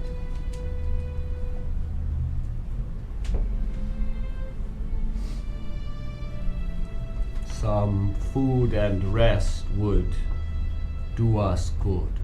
If you'd like, I've got a room booked for the 3 of you up top. That would be great. Do you want some food brought up mead, there? please. I can do that for you, yeah. Do you have a big bed? I remember seeing you earlier, my friend. Yeah, we've got a bed for you. In the same room? Yeah, it's one of the larger rooms. It actually normally would sleep 4, but I assumed with 2 of what I'd consider fairly standard-sized people, and then you, who are just magnificent in every way. Thank you. So are you. I appreciate that. I would love a warm hot tea. I can manage that for you. Any preference? Whatever you have. I'll bring you some chamomile. And you said you wanted some mead? Mead, please. We have a house gin. Would you like that? No. All right. Maybe tomorrow. We'll get you some mead, though. Thank you. And anything for you, my friend? Other than food? Marlon's been cooking away for a while. He'll have some vegetables if you got them. Thank you. We do have vegetables, yeah, actually. Only vegetables. Only vegetables, all right. Marlon, strike the third meat order. Strike the Thank larger you. meat order I put in earlier. Would either of you like double the meat order? That would be good. What if I don't strike it. Just put it on their plates. Give my meat to them. I don't know where I'm shouting at, really. She shouted, so. So she turns her head from staring into the kitchen behind the bar. She goes, well, that's what I'm doing, dear. Make triple the order of vegetables for him. And he says, and you hear from the back, I heard ya. I'm working on it, Dianetta. Thank you. no response. It's all right. Marlon has a long day as well. Some of the food stores got affected earlier, but it's odd. But, Affected. yeah, actually, we don't have as much meat as we started out with. All of the butchered stuff, actually. They took the meat? Don't know. Didn't see him. Either we got ransacked by some sort of, pieces of shite here in town, which I wouldn't imagine anybody in Falstad would do, or yeah, it was taken. I don't know. I didn't see anybody walk out with it. And we cut off the leg, so it can't necessarily grow him back and have it walk out on its own now, can it? No. You're right. It couldn't. I knew you were smart. Jokes breed it. Yeah. Where is this meat stored? Well, we had it hanging up by hooks in the basement, actually. We have a storeroom, a cold room, Can I see it? if you'd like, but it's pretty empty. Yes. Gents, I'll have Marlon bring you food up. Babar? Babarith? What would you like to be called? Friend? All right, friend, let's go downstairs. And she she takes you through. You have to turn sideways to scoot through. Oh, that's what it's like. Right? Oh, weird. Oh. The tables have turned. Oh. With Dianetta, no less. She's a firebrand. I love Dianetta.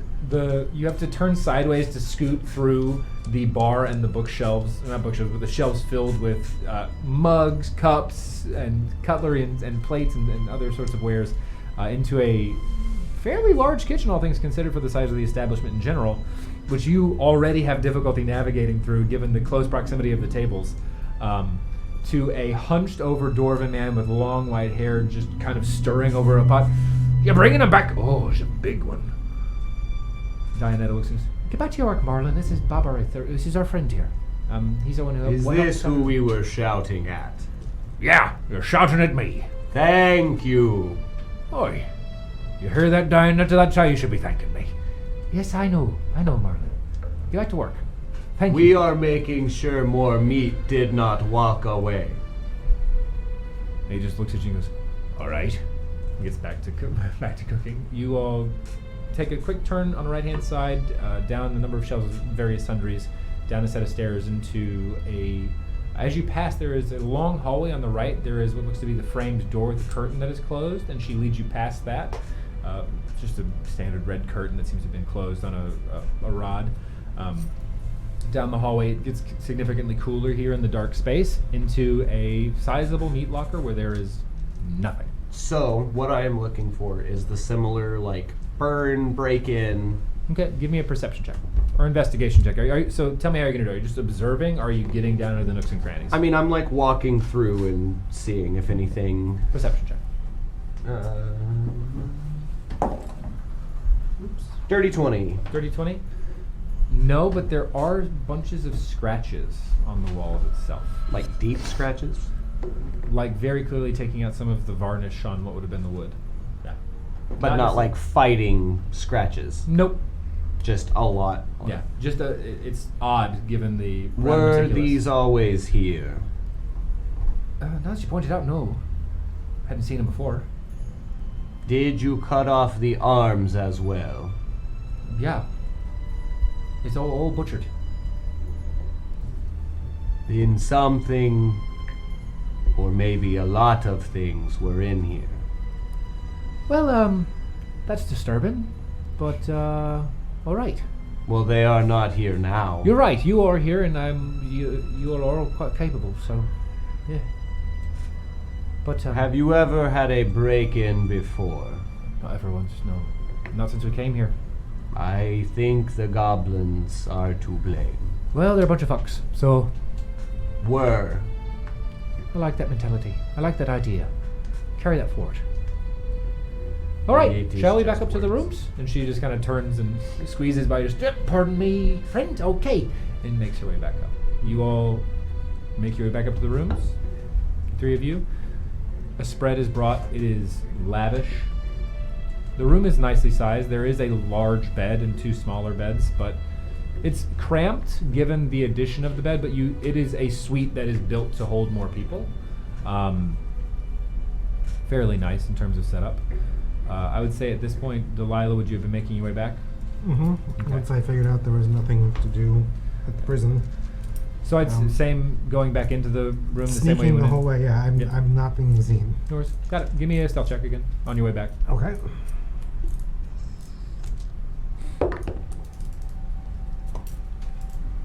And 6 net 20. All right. Unseen, unheard, you sneak your way back up to the second story and through the open window, or through the window that you had left just easily jimmied from the outside. You feel you've made your way back reasonably unseen, and as you enter the room, you hear the sound of a knock, and all right, boys, the sound of Dianetta giving what you would imagine from what you hear. We got plates of food for you, trip the veg, and for the rest of you, you got all of his meat sort of buried out in the different ways, whereabouts. But enjoy. And that'd be the last thing you'd hear before getting back into your room, or as you step back into Wait, your there was a room. knock on my door? No, a and then- knock on. You'd hear a knock on another No. door, and Oh. hear Dianetta say that. Okay. You would gather it is for the 3 other individuals you've been traveling with in a separate room. Yeah. I'm going to get my kimono on and go downstairs and enjoy the crowd and get as much gossip as I can. You got it. Give me a perception check. Actually, no. For this one, just give me a charisma check. You're going to be talking with folks. For my other 3 friendos, what are we 10. going to be doing? 10. Got it. Noted. We'll get back to that. Just straight charisma? Yep. I'm just doing some equations. I would tell him about the scratch marks. Got it. too. After my Yeah. drinks and dinner meditation. Got it. Okay. Probably fall asleep in my book. Okay. Over that period of time, with that and your passive insight, you would gather that the majority of the town is focused on the events of the evening. There's a lot of unrest, specifically around. You hear mentioned consistently, specifically around consortium activity happening. There's a lot of distrust, just kind of generally from that you get about magic. But it's based on these outlandish claims. Like, Only magic can make goblins what grow that big. That's unnatural phase. very, very kind of, from your perspective, uninformed, but you kind of just nod and smile and, anything else that you're hearing? And as you dig through, you gather that there's a general sense that this is a farming town, and there's also a bit of a mining aspect to this within the Tormund Mountains. And in your time speaking, they've had to actually pull mining operations and kind of lessen them considerably from the Tormund Mountains. Everybody has a different account, but there is just this general sense of this kind of invisible threat coming from the mountains itself, so therefore their kind of exports and goods have been lessened recently. And there's a lot of grumbling happening about the call from the larger ruling group, the Kingdom of Tamal, having called back forces. A lot of people are just saying there's this general distrust of, of course they call back forces when there's this that happens. They had to have been in on it. Just this kind of wild conspiracies. What else with that? Let me check here. Yeah, with that and your passive, that would be a pretty big bulk of the evening. Is people just generally get toasted. Okay. Okay. Well, when they're done talking, I'll go upstairs eventually. You got it. So with that, you all would eventually find your way to bed, tired, sore, but feeling a sense of general accomplishment given the activities of the day prior. You all will bed down to sleep, experience a long rest, and we are going to pick up from right here, right after our break. So we will see you all in about 10-15 minutes, and we'll be right back, and we'll pick up right here with you guys waking up in Dianetta's place the next morning. Stay tuned, Internet. Stay tuned. See you guys soon. Alrighty, coming back in. Thank you for sitting tight. Now that we're diving back into it, before we do dive in, I did not mention this before, and I'm just becoming a trend, so I'm just going to make sure it's in my notes from here on out. Crafty Gamer, tonight we are, the scent of choice is long rest because, hey, you just took one. So it's almost like we timed it that way. Spoiler alert, didn't time it that way, but I'm going to play it off like it did. So yeah, long rest. Please use code ROLLNAT20 at checkout at thecraftygamer.com to get 20% off your purchase order. That's 20% off. Anyway, diving back in. After a long, Well-deserved. Well, yeah, very much well-deserved rest. You all awake, sun shining through the open windows, through the curtains that you have closed in your rooms, stretching, shaking out some of the muscle soreness that's residual from the events of the day prior. Some of the activities still very much fresh in your mind. You all go out and begin your day getting set for what is to come. So, in your 2 rooms, what would you like to do? I'd actually already be downstairs in the lobby. Heading downstairs getting some food, I would imagine? Yeah. You would see that Dianetta is there, as well as the same sort of gruff dwarven individual who's getting the bar set up itself. Avar, Wake up, Carter head as downstairs. well. Delilah? Pack up, head downstairs. Got it. You all at various times meet in the central kind of tight, cozy entryway and hearth of Dianetta's place. As you approach, she greets each of you. So great to see you this morning. We're starting our way getting the town all back together. But before any of that, would you like anything for breakfast? This one's on the house. After this, I might be taking 50% of what it would normally cost just because we're broke. But this one's on the house. Bacon and eggs, if you have it. We don't have the bacon, but we do have the eggs. Breakfast ham. Fresh out of a lot of our meat, friend. I'm sorry. Their meat locker is empty. Oh. Just the eggs. Absolutely. With potatoes or anything? Potatoes. We didn't touch the vegetables. Potatoes. Or the roots. So, vegetables for you? Those. Understood. Carter? Eggs and roasted tomatoes if you got them. I'll see what we've got in the stores. We're a bit out of season, but I'll see what we have. That's fine. Delilah, anything for you? Just whatever you have plenty of, dear. Thank you. And she says about, Oi, Marlon! It's time! I know it's time. I heard him come down the stairs. That big one makes a lot of racket. I like him, Bo. And Thank you. You're welcome. Coming from the back of the kitchen. He heard me. They set about cooking. It's hard not to hear you, buddy. As they do, the kind of gruff dwarven gentleman with the amber beard, handlebar mustache, still just exquisitely groomed, and ringlet hair saunters over. All right, what can I be bringing you as far as drinks go? Any sort of morning brew, or you looking for something stronger to sort of get you awake in the morning? Yes. Water. All right, water for one. Breakfast tea if you got it. Breakfast tea? All right. I'll make you it Dianetta made you last night.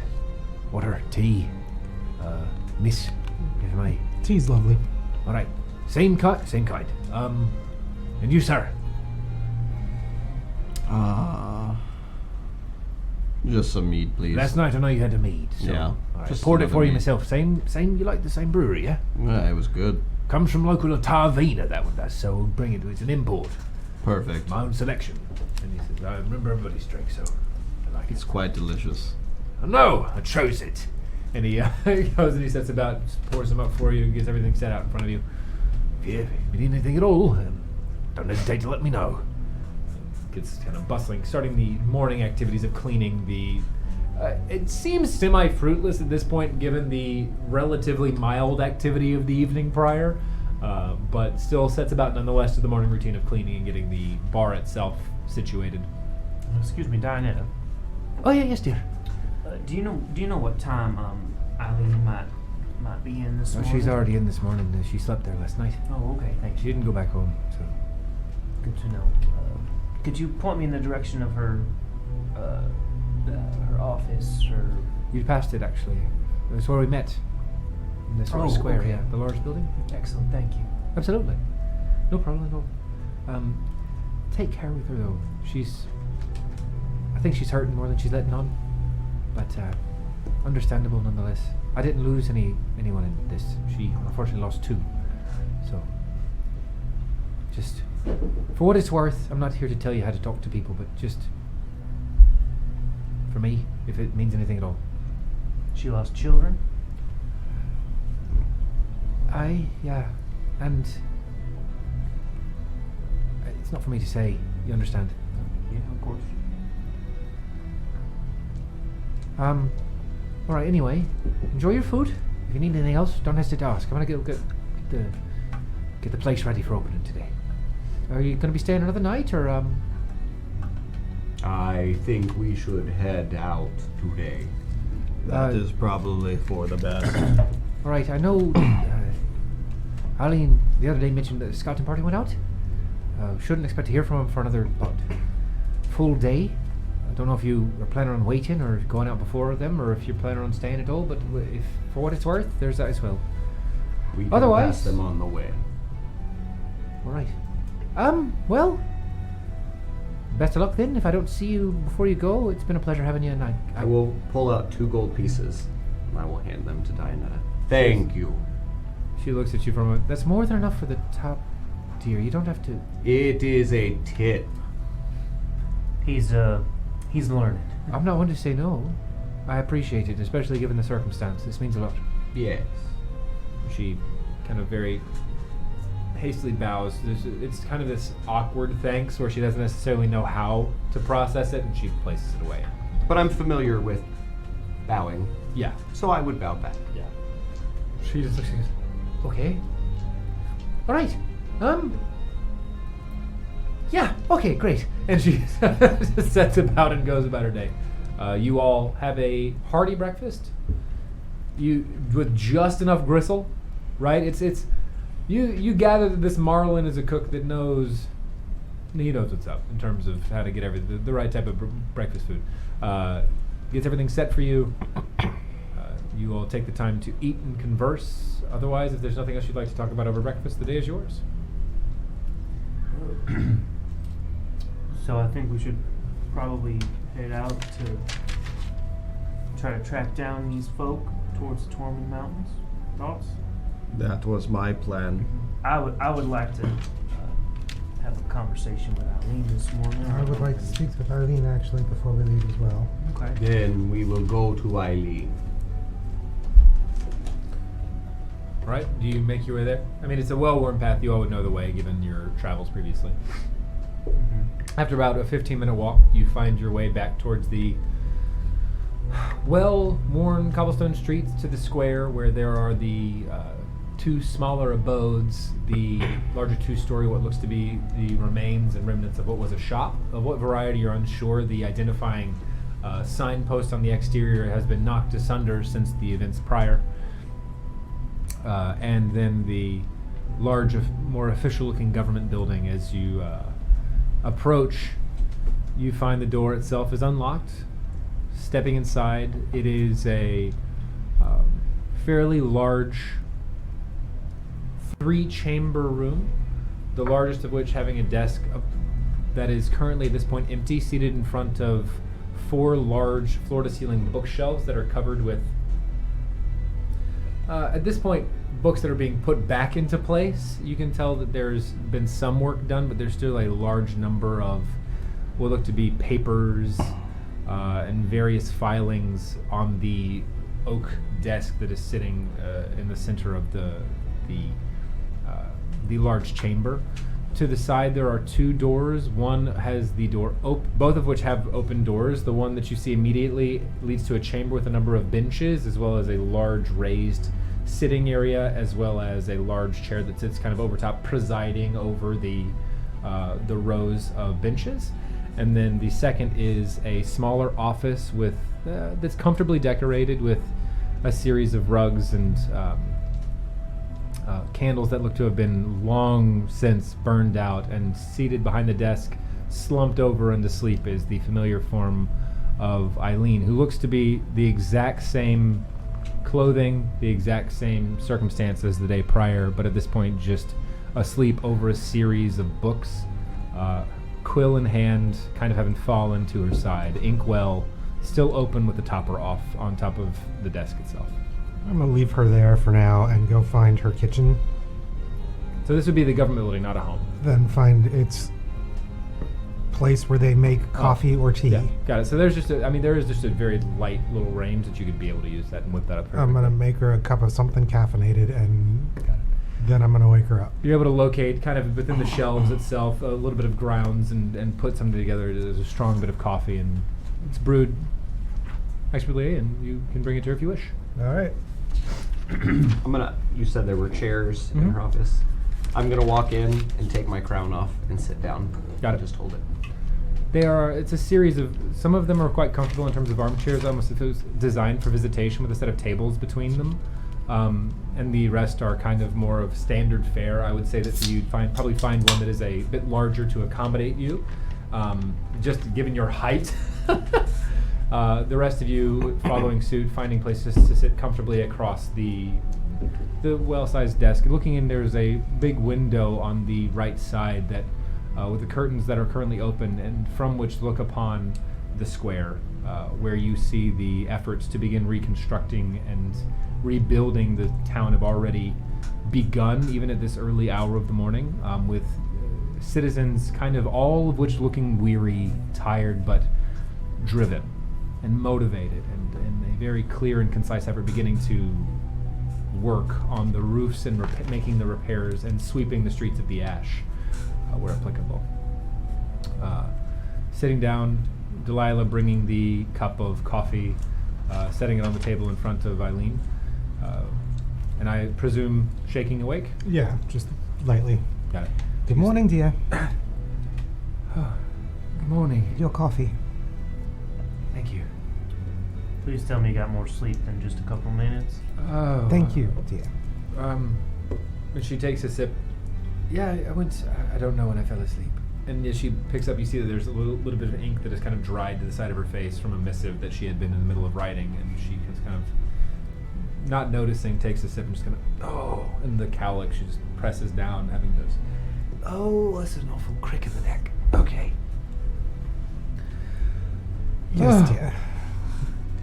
I'm Drink glad up, you get came. the cobwebs out. We have a few questions we'd like to ask you before we head off after your people. And you see her just kind of sip, and she goes, I'm so thankful that you have decided to do that. That takes care of the first thing I was going to ask you. Well, I've decided to. I don't know about the rest of them. Oh, well, thank you, and I hope that if you all decide to as well, I'm in the process of actually writing, and you see her look down and notice the smear on the papers in front of her, and wipes it off her face. I was in the middle of writing, as she continues wiping a missive for additional I simply funds. thought it was the style around these parts, dear. You know what? I think it might become one. Mm-hmm. That one compared with the overwork. Requesting additional funds. I am requesting that for whatever work that is done by bands that are accessory to our force, which must be maintained here, you understand, given the depletion of resources, that we will pay handsomely for your work. I'm looking to pay 15 gold pieces per head of the entity, that if you find them, and 20 gold for returned person alive, members of the town, and then 10 gold if they are returned in other states. We would like That's to have 15 per our head of goblins. You want us to bring that many heads back? It is simply a measure by which we will pay you, not necessarily a vendetta, although I would be lying if I told you personally that wasn't. In service of this atrocity,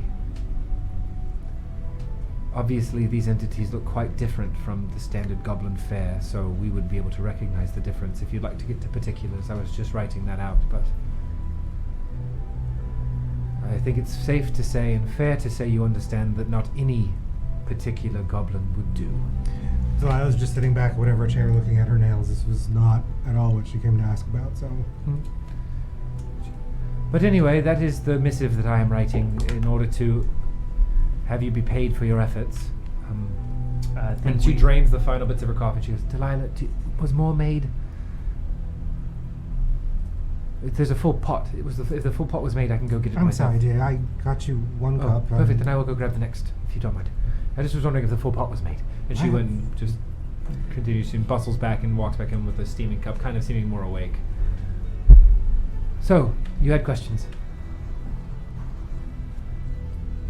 You were asking stuff, so whatever you guys wanted to ask, go for it. When you're done, I'll worry. Well, why don't you start? No, that's all right. You guys were very concerned about the price on the goblin's head. By all means, finish. not- I When was you're more done, concerned It's about not bringing what as I many came heads today back. for, so I was hoping ears would suffice and not heads. Much lighter. Oh, well, I suppose I could put in some sort of stipulation there. don't get me wrong.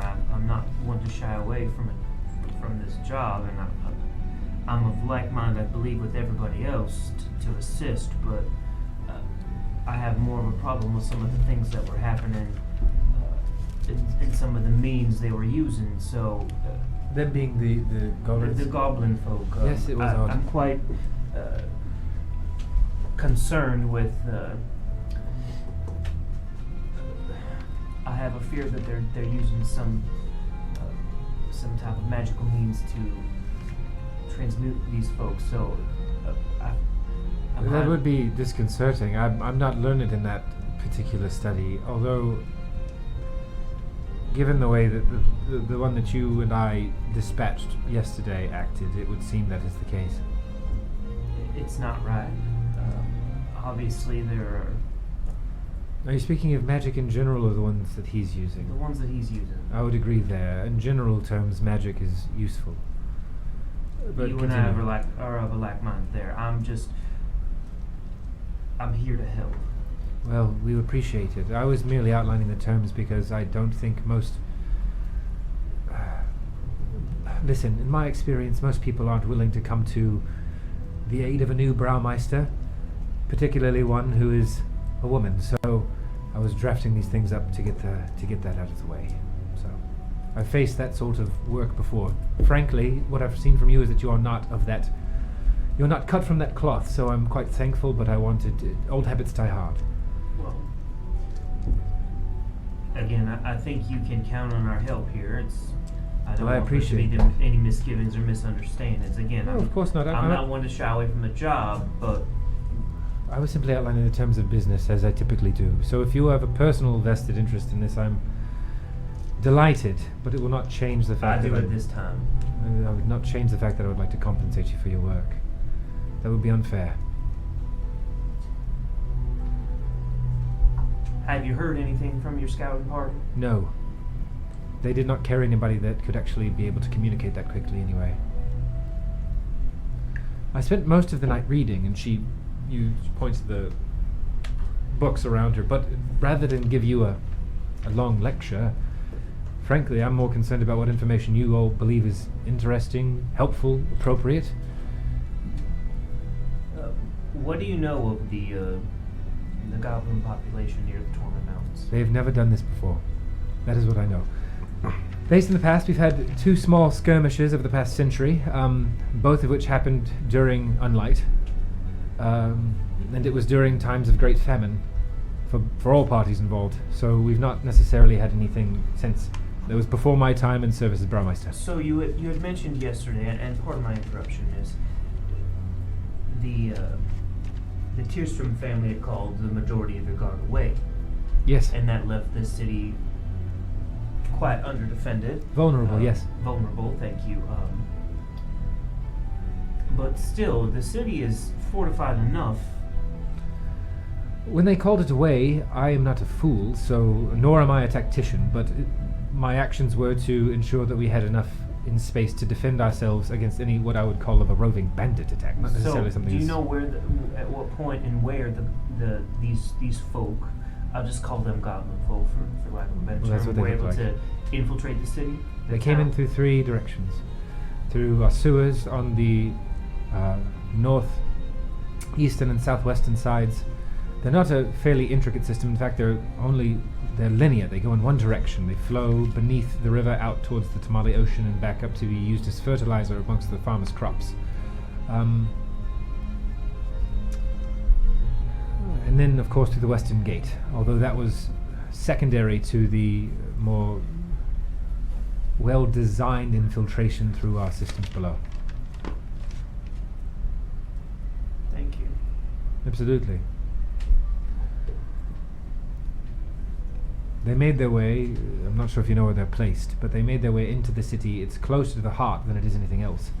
So we were, given our lack of military, we were already erstwhile engaged while the larger force made their way through the western gate. And can you talk about once the goblins were able to infiltrate the city, what were some of the things that happened right away? Were you immediately rounded up? Was there chaos? Was there panic? I wish I could tell you I was not there. I can only speak from my experience, and that might not be helpful. And where were you? I was here. Okay. They made their way here. The one that you brought was before me. There was chaos in the city. I was unaware of any sort of issue at that point in time. It has not made it to me yet. Given that the outposts were first taken, I learned later from my guard captain.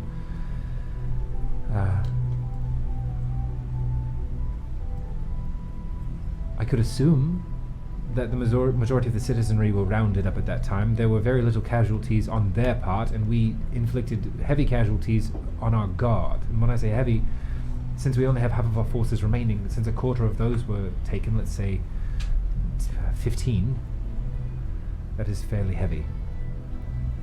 They were then divided and split between the watchtowers, and the remainder were spirited away and housed in the buildings in the surrounding area. In my time here, there was a group of 6, led by the one that you saw, and then one I can only assume is a female. I believe we encountered her. They She got away. removed a number of individuals here. My son was one of them, and left. What is your son's name? His name is Bryce.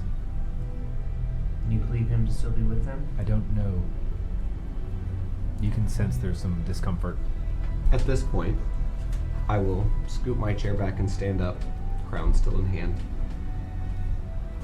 Your Majesty, I am sorry that you have lost some of your clan, but we will do what we can to bring them back.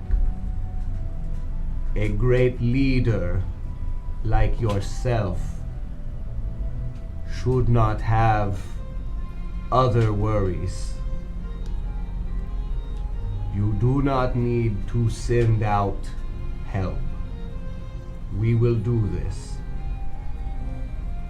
I appreciate your words. They mean a great deal.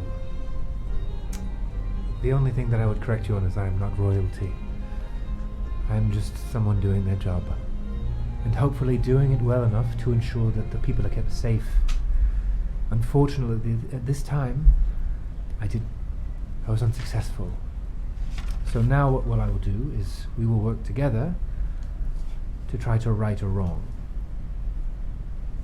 Even though your numbers may have lessened, it does not mean you have failed. It means you have succeeded. My son and my wife are not here. That is a great failing. We will do our best to bring them back to you. I certainly hope so. Your wife's name? Her name is Sana. S-A-N-A. Yes. You'll know her. She will be the person who is trying to keep the morale up, and she will be the smartest person there. Only because you are here. I actually somewhat regret that the goblins took her, not for her safety, of course, but for the sort of hell that she will put them through. Have you done your census yet, dear? Yes, we did it not but 4 weeks ago. No, I mean the one after the attack. Who they took. It's in process. When will Looks that be to be done? complete by mid-afternoon. Do you have any information on it yet? No, I have 2 runners out now. I'm interested in what everybody had in common who they took. I would be as well. I have been unable to locate our existing documentation, though. It's odd. Because I've heard all of the children are gone, yes? That is the rumor at this point, yes. Is there an age that it stops at, or... Teenage years. And Most nobody people- above teenage years was taken? After coming of age, so we have a few, those who would be sitting at 19, but that is the... She thinks for a moment. Now that you mention it, and she begins to, shuffle through How old is her your wife, papers. dear? And your wife. She's in her mid-30s. And she was taken. She was. So there there were a were- few of those age taken, but I don't know how many. I can only speak from personal experience. Pardon my interruption. What did your wife do in the town? She was talented and intelligent in a great many ways. Before he asked that, you were about to get something. What was Oh, that, yes, dear? and she goes back to flipping through, and she was... I apologize. No problem at all. I'll talk about her in a moment. I love talking about her. And she flips through the papers. So thus far, I've only heard of 4 individuals having been taken above what would be young to adolescent. The youngest that we've had take is a girl. She is gnomish. Her name is Cyreek. This is the youngest, you said? Yeah, the youngest, and she is 12.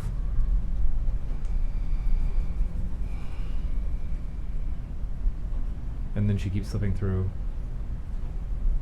The oldest is Bryce. He's 18.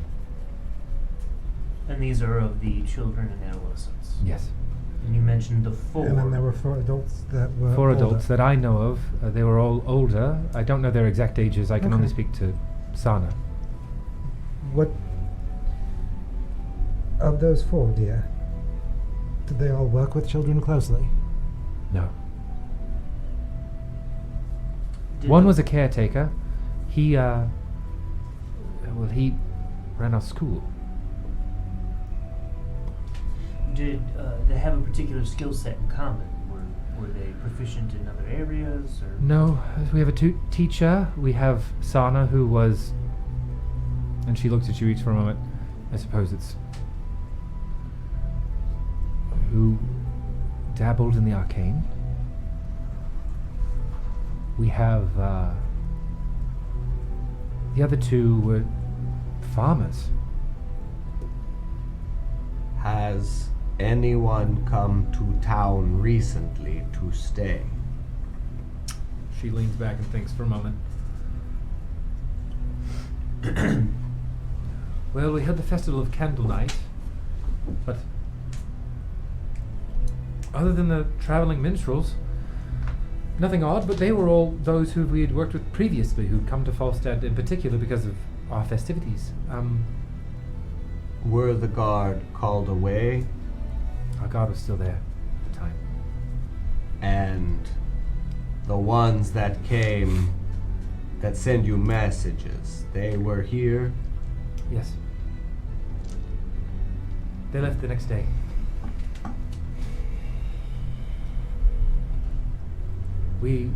I actually asked them to stay for an extension on their time so that they might celebrate the festival with their families before leaving. It was a long trek. They approved my request, and they were able to stay an additional week before leaving.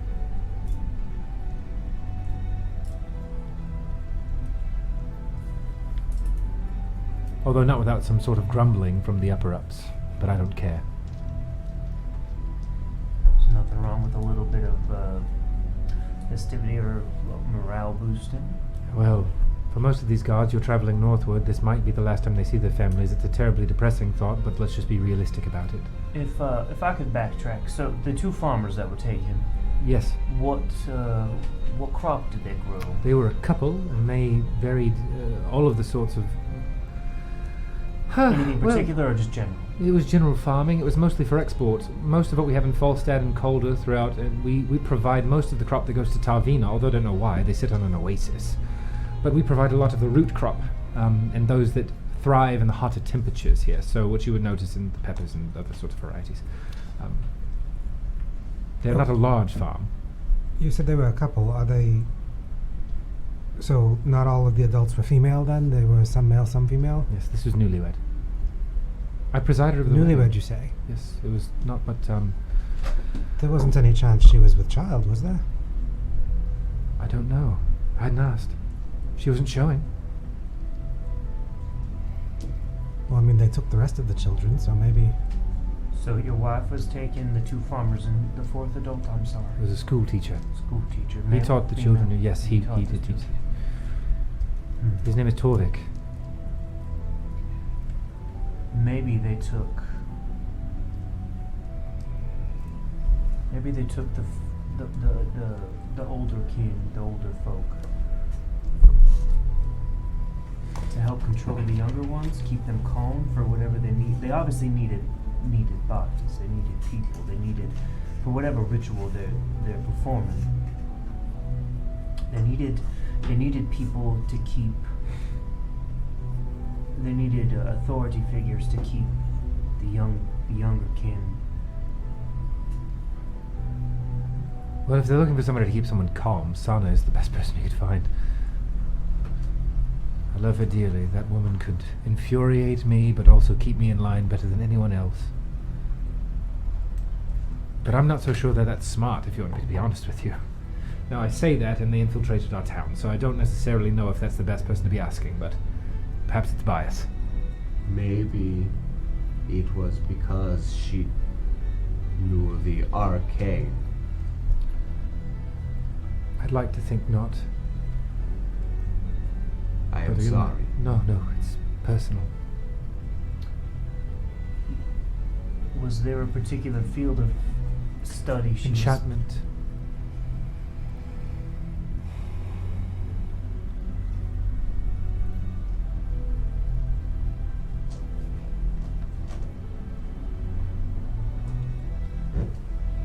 But I would appreciate it if you kept that in confidence.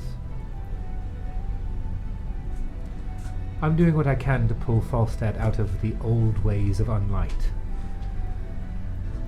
Sana provided a great resource. It was difficult for them to accept me in the role of Brahmeister.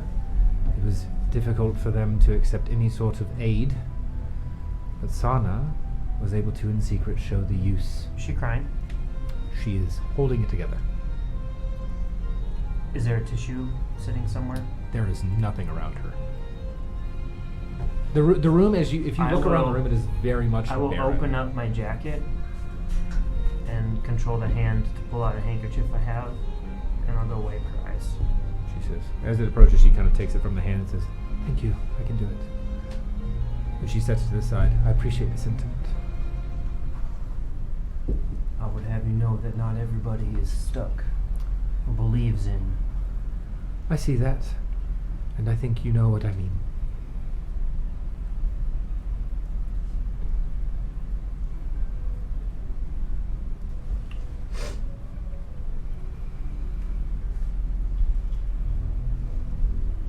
I think we need to head to the mountain sooner rather than later. The scouting party, which way did you send them? They're headed due west. They will reach the crux of the river and then travel northwest. It is a 2-day journey by horseback. It is a 5-day journey on foot, simply because the terrain becomes a bit rugged. From there you will reach the base of the Tormund Mountain Range, upon which we have had mining operations for years, back centuries. We pulled out mostly over the last 8 weeks. No, Yes, dear. Why? That's just it. And she pulls out a number of records and reports and she displays them out in front of you. And there are about 10 different reports. She says, if you look at these here, and she traces them back, and there's some from the year prior. She says, here we begin getting reports within the mines of strange shafts already existing as we were mining. But we were not mining down. We were mining across. We don't mine down. I've asked them to not do that after other incidents. What are you mining for? Ore. Strictly, we have one of the finest blacksmiths in town, and we also send it to Calder. So because mysterious mine shafts appeared, you've shut down operations? We ceased only in those channels and tunnels. We maintained the operations. That was by my order as well. And did you, with these uncovered... We closed them. They were enclosed, okay. We did controlled cave-ins. I saw to it myself.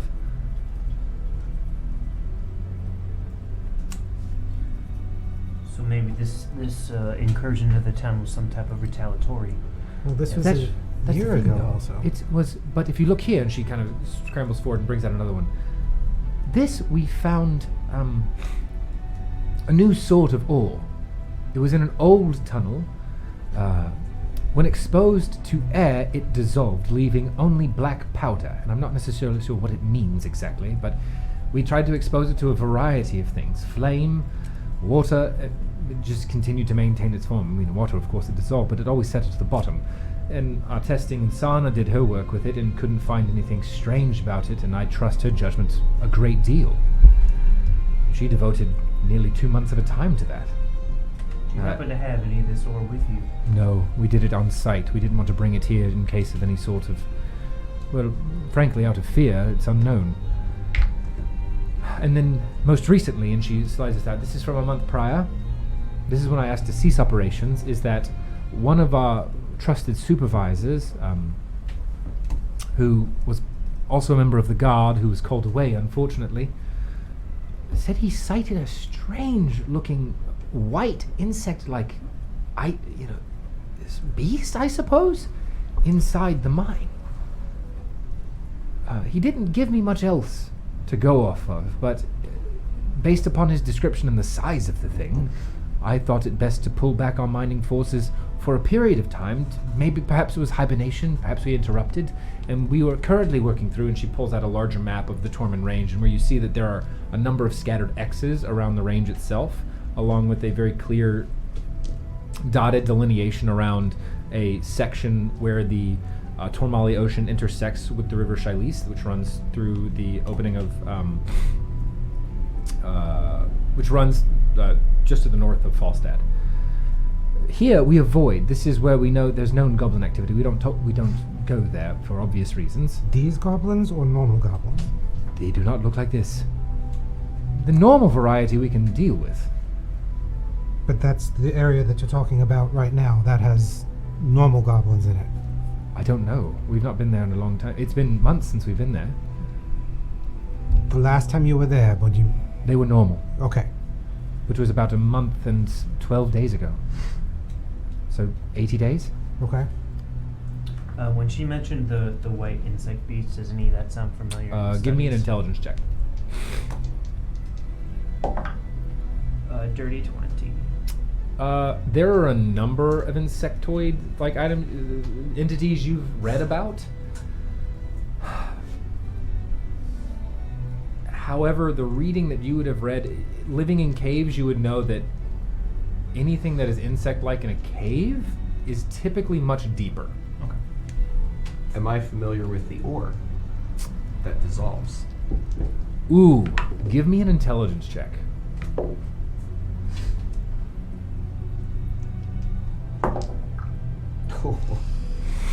You dumb bitch. Oh, that's a 4. No, that doesn't ring a bell. Damn it. So the last time we were there, they looked normal. You dumb bitch. You dumb bitch. The last time we were there, things were normal. Since then, I don't know. I don't know if they're the same tribe. That's another thing. There are multiple tribes that don't get along. Typically, they're at war with each other, which is why they never attack us. That we're well organized when they were in your city. Exactly, which is also very strange. In the area with the typical goblin activity, that's in the same general direction as that's to the west, right? Yeah. Okay.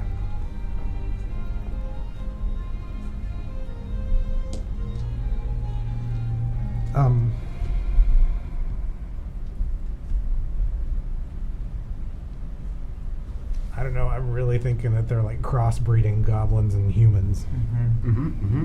Or using some type of transmutation. Yeah, I was magic. gonna say they're changing They're humans swooping into together goblins, yeah. and Half goblin.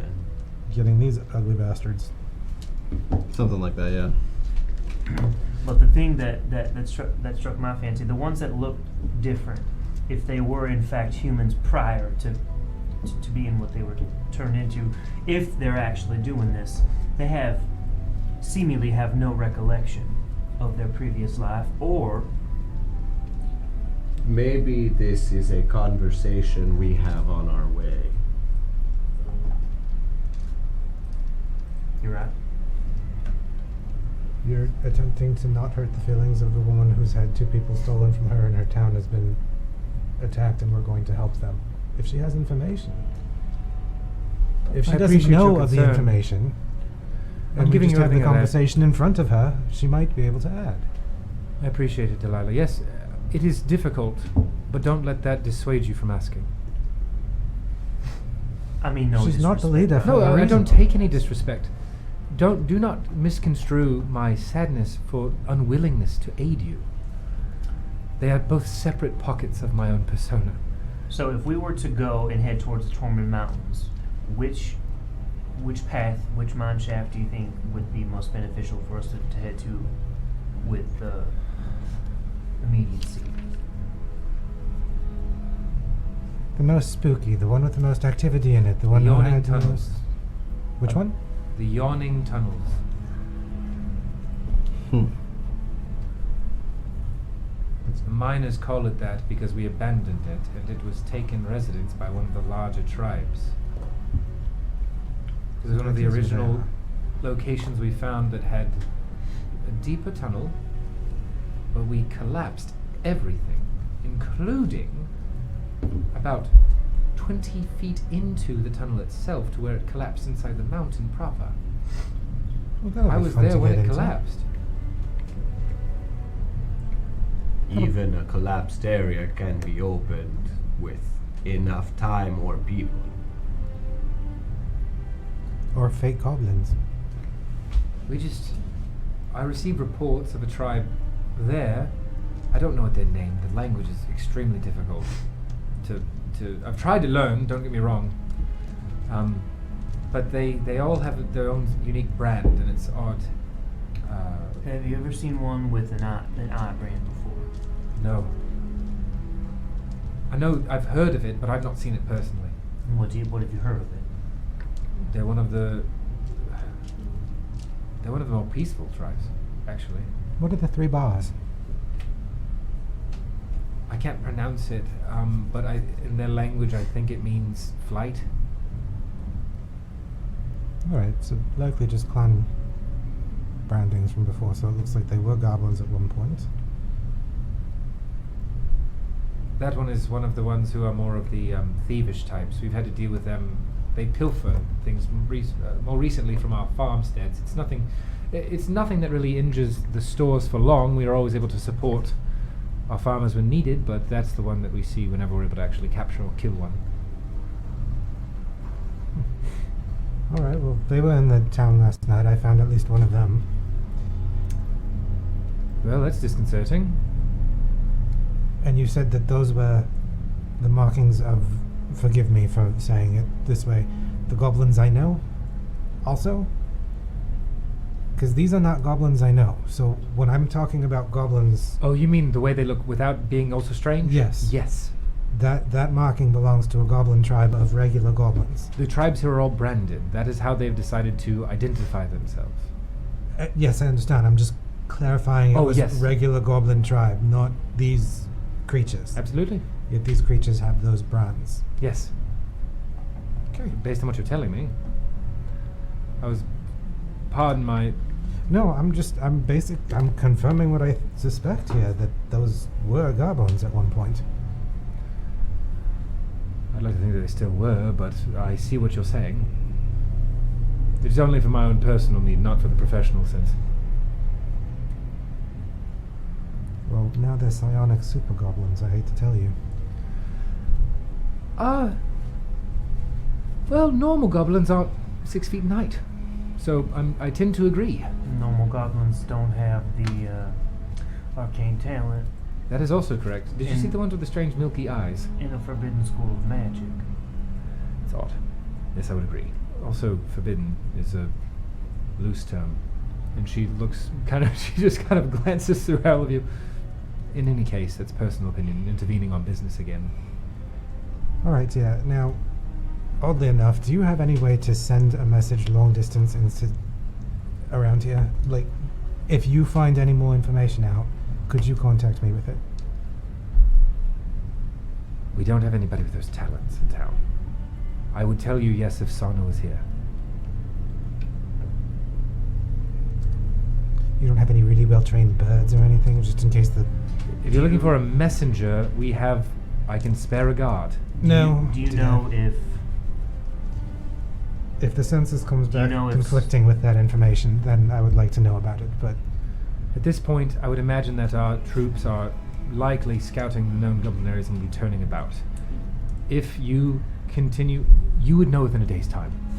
You mentioned that Sana had Yes. the ability to communicate over long distance. Do you know if she stored any of her knowledge around the house? The books you're looking for, she carries with her.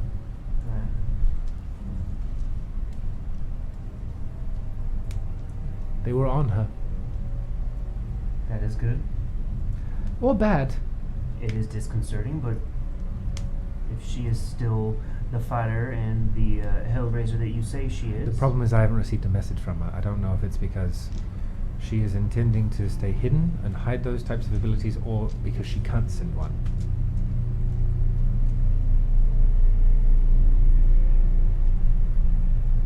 Right, well, as I was saying, if you do find the information different than what I'll you've send it given your me, way. please, with as much detail as possible to try to figure out Send you the census itself?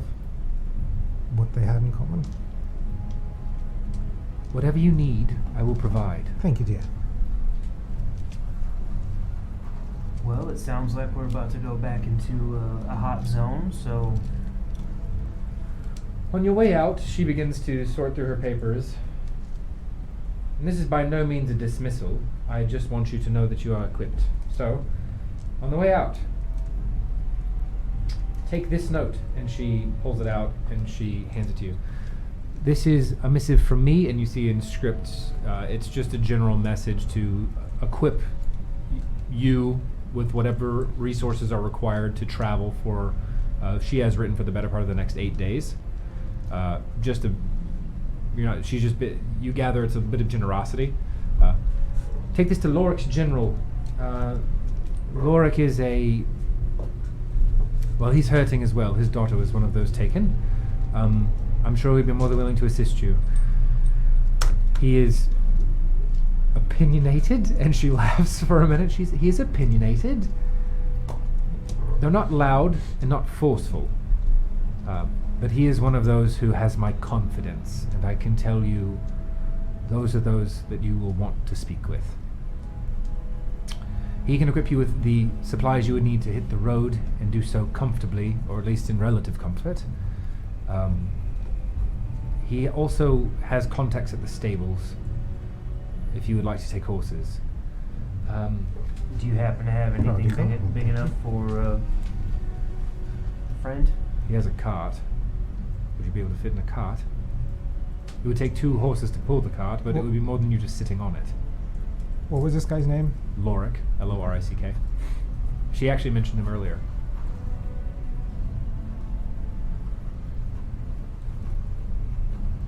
I suppose a cart is better than nothing.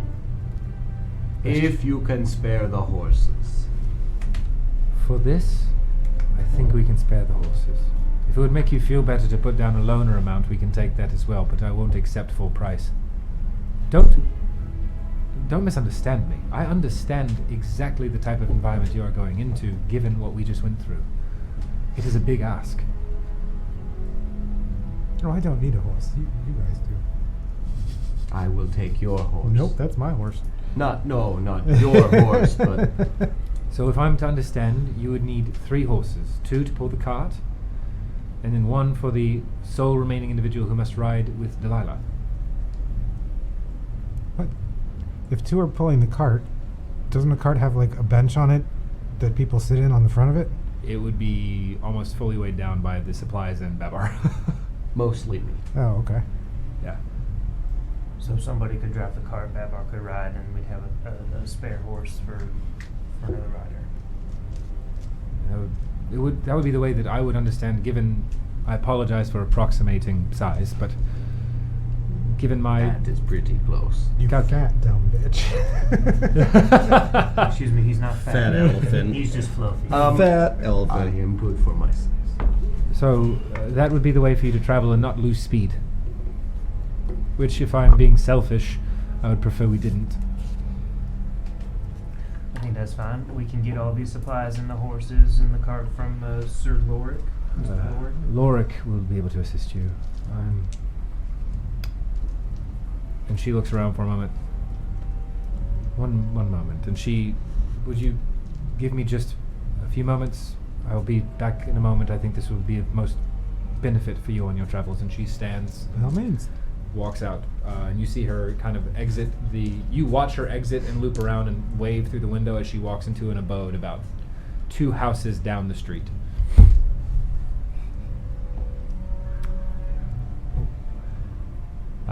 Gonna get a cup of coffee. Got it.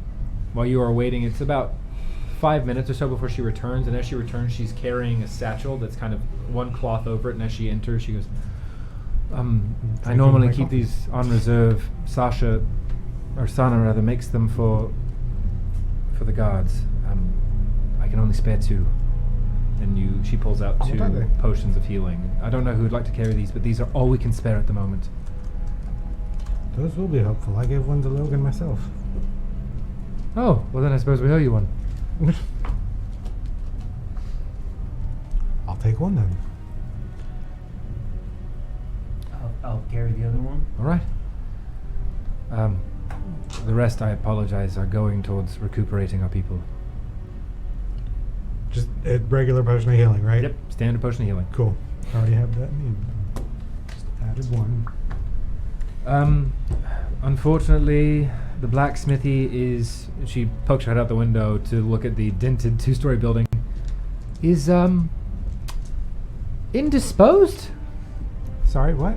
The blacksmithy. Normally, it's there. It's called the Sharpen and Dent. I suppose if you return, we might have made progress on repairing. Oh dear, easy way. Just take off the shopping portion of it, and then you can work You're right. normally. Absolutely. Just the dent is right Yes. there. Perfect. Dent. I like it. Mm-hmm. All and- fixed. You can build it last. Perfect. And then Tywina is indisposed. She's aiding in the healing, but she also has a sundry shop. Sana is known to aid there as well, so the sundries are of particular benefit. Did we get the names of all of the adults that went missing? You received... Newlywed couple. The only 2 that you did not receive were those. So let me go through them. Torlik was the teacher. Yep. Torlik? Torlik. T-O-R-L-I... Or T-O-R-L-Y-C, Torlik. Torl. L-Y-C. We didn't get. Not how I spell it. Sana. S-A-N-A. Not how I'm spelling it. S-A-U-N-A. I'm spelling it so I can Sauna. remember how to say it. Sorry. Yeah. And then what was the name of the couple that was taken to you? What were their names? Forsyth and Candace. And they are human. Forsyth is, he has elven blood in him. One of the children was in there And his also. wife is. She's human. And her name again? I'm sorry. Candace. Candace. I doubt you'll know the answer to this. They weren't all in the same general area when they got taken. Very widely distributed. Oh, in terms of where they live, very distributed. Where they were at the time of being taken, I couldn't tell. I didn't think you would. I just hoped. Well, thank you, dear.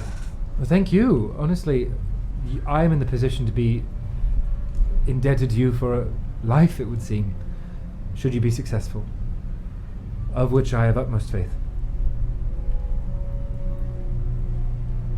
Well, I think I've exhausted any of the questions I've had. If any of this information changes and you can get that information to us, it would be helpful. I'll have a messenger on standby. Thank you, sir. Dear. Well, you go with my hopes.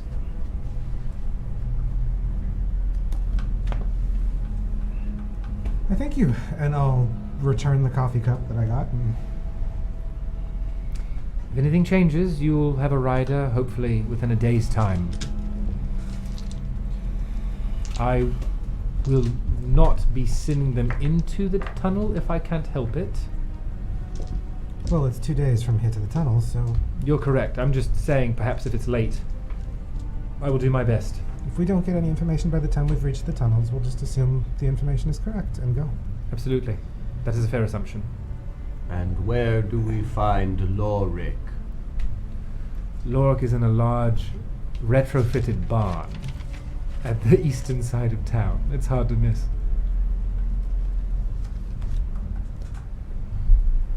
It's hard to miss not because it is large, my friend, but because it is a bright and ugly red. Well, I guess we should be on our way then. Thank you for what you're doing. Falstad appreciates it. And I appreciate it. I will be here, should you need me, working tirelessly to do what I can to ensure that you are supported for the work you are doing.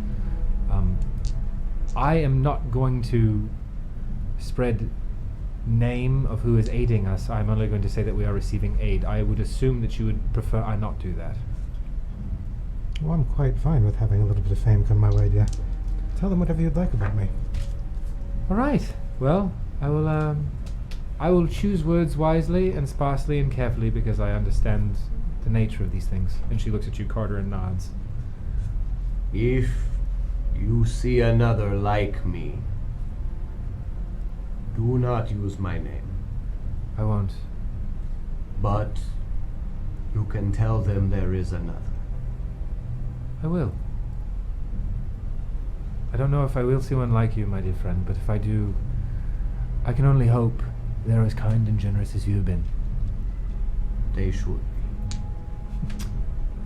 We got the only nice. I'm the only Oxidon. nice one, sorry. Sorry, Ooh, they're all should assholes mention but me. The other 44 of them? Whew, Assholes. they are Don't- the don't bad trust clones. them. They're real bad. You don't want to meet them. And I'm being nice. And I explode. So with that, she kind of stands up and with a wave of her arm kind of shows you to the door and walks out, giving some minor small talk, and then before leaving you, thank you again. We will be here, and Falstad is in your debt. Again, Lorik, down that way, on the left-hand side, you can't miss the large... Ugly bright red. Yes, please tell him that. And she turns off Okay. with that and walks back inside. I will bow, and then as I walk out, I will put my crown back on. Got it. So Before I leave, I'll just offer a hand. she looks at it, looks at you, pulls the handkerchief, and handshakes with the handkerchief in her hand and transitions it. Your secret is safe with me. If mine is safe with you. You don't need to ask. And she turns.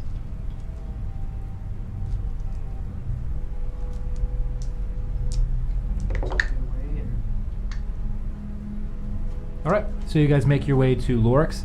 It is a big, ugly, red, stained barn. Very clearly has been retrofitted to be a shop of some variety.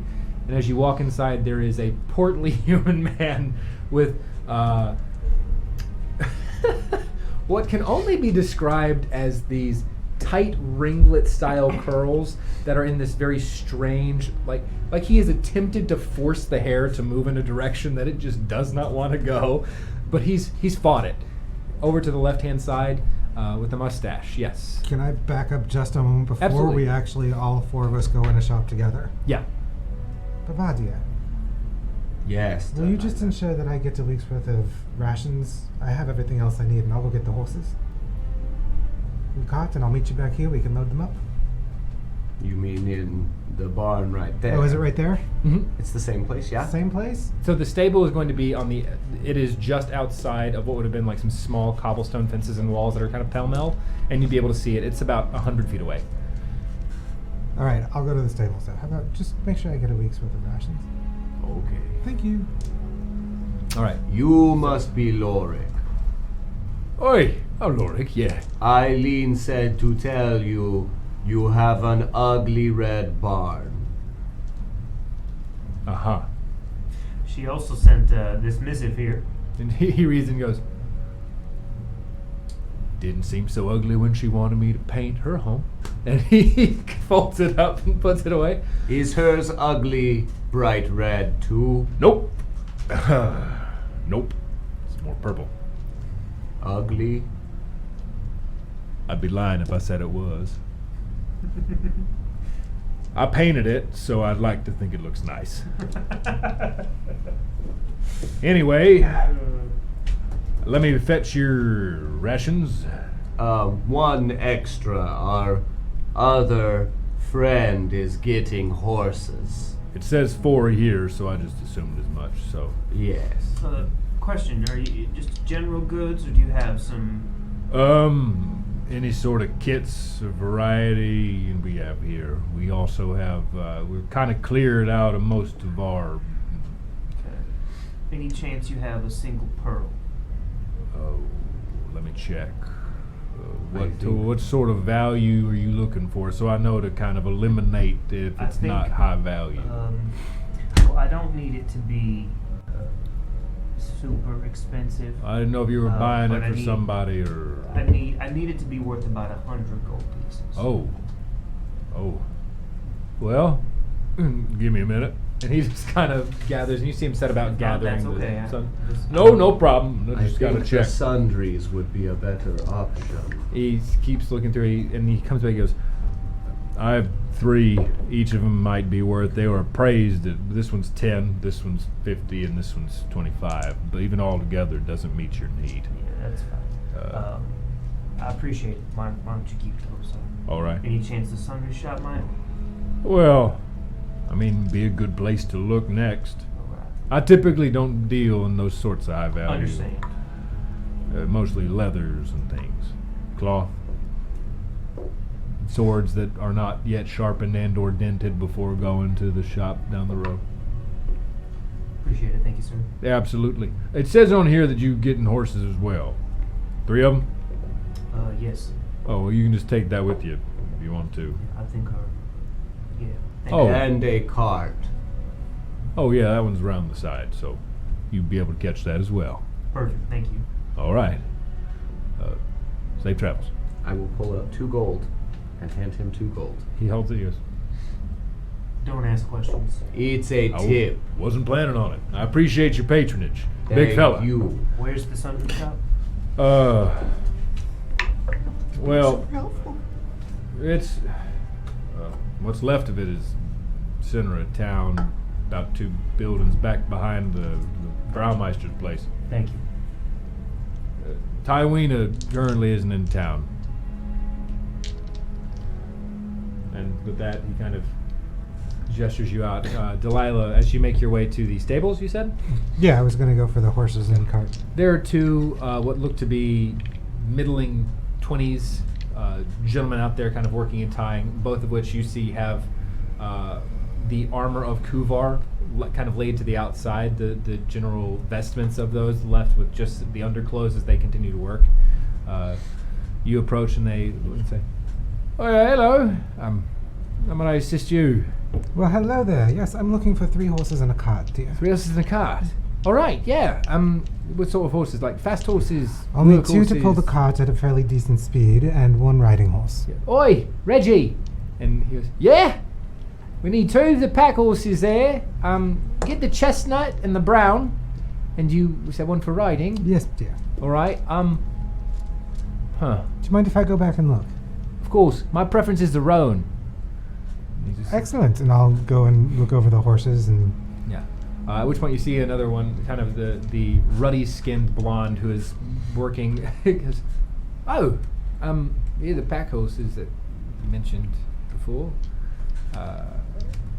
Looking at them, give me a general animal handling check just to. I'm super proficient in that. Super proficient. Ooh. 19. 19. Yep. They both, I mean, well fed, well cared for, intended to, muscular, just dense. Yep. Look to be intelligent beasts. The riding horse, Rowan, that you kind of looked through, seems to be. And none of the three were at all skittish and jumpy. They all took to me fine. You get they look nervous. But it seems that there's been time and attention devoted to kind of trying to calm the general circumstance. Mm-hmm. You gather that given the presence and attention of a number of stable folk. Great. Let's get these guys attached to the cart then, Diaz. All right. Oh. They are. So you're gonna have to go talk to. You're gonna have to go talk to Lorik about payment. We don't take it here. Oh yes, dear. We've already been. Oh. All right. Normally he lets us know. It's odd. He will momentarily, dear. Oh, understood. Oh yeah. Okay, of course. And they kind of walk out. I promise we won't take them out of your sight until you've gotten No, notice from of course. him. No, of course. Absolutely. And they walk out. And it would be right at about this point that the three of them like leave the shop. Not then walking in that direction. And they go. I suppose they're Are they with you? That's who the horses are for, dear. One of them's real big. That's who the cart is for. Makes sense. 90. All right. Now the cart makes a lot more sense. Can we get them attached now? We absolutely can. Sorry. They both kind of go about setting. The Reggie skin. Reggie runs over and like clocks it and he goes, "Come on, Lawrence, keep it together." And you see he kind of looks back and there's like this deep brown skin. He goes, I know, it's fine. And you just kind of notice them both. They're a little bit smitten as they continue to go about setting get the cart set. Just as you all arrive, they kind of walk away, and go. They kind of cough. We did it pretty fast. It's a record. Very quickly, Diaz. Before they even got here. Thank you. Thank you. Pleasure. Is this my cart? Yes, they just need the paper that you have. I do not have the paper. Whoever had the paper. I'll give it to Lorik. Oh, we'll go pick it up then. Lawrence? Yeah, I'll go. And he runs up and you see Reggie just kind of sitting here, just hands crossed, looking between you, Delilah, and the rest of it. So, Reggie, dear. Yeah. Did you happen to know any of these people? Tolric you would have known, right? Was that the one? Yeah, he was a teacher. My teacher for years. I know there are 4 adults that went missing. Did you know any of them? Did you see where they were? I saw Toric. Where was he at the time? He was near the western gates with us. He's part of the citizen militia. They employ those when we're low on guards. They weren't all, by chance, part of that militia, were they? I actually would not know that off the top of my head, so I'll just ask this guy. Those 4 that left, they weren't all members of a militia or anything, were they? Tolric was, and Sana, Forsyth, and Candace? Oh, Forsyth was as well. But Sana wasn't there, nor was Candace. Alright, well, they were at the same point. Has Lawrence gotten back yet? At this point, Lawrence is leaving and sprinting back, and you see him literally full tilt running back and goes, "It's okay, they've paid." They paid. It's good. It's just Lawrence that came back? Yeah, Lawrence ran in, and then Reggie's been here the whole time.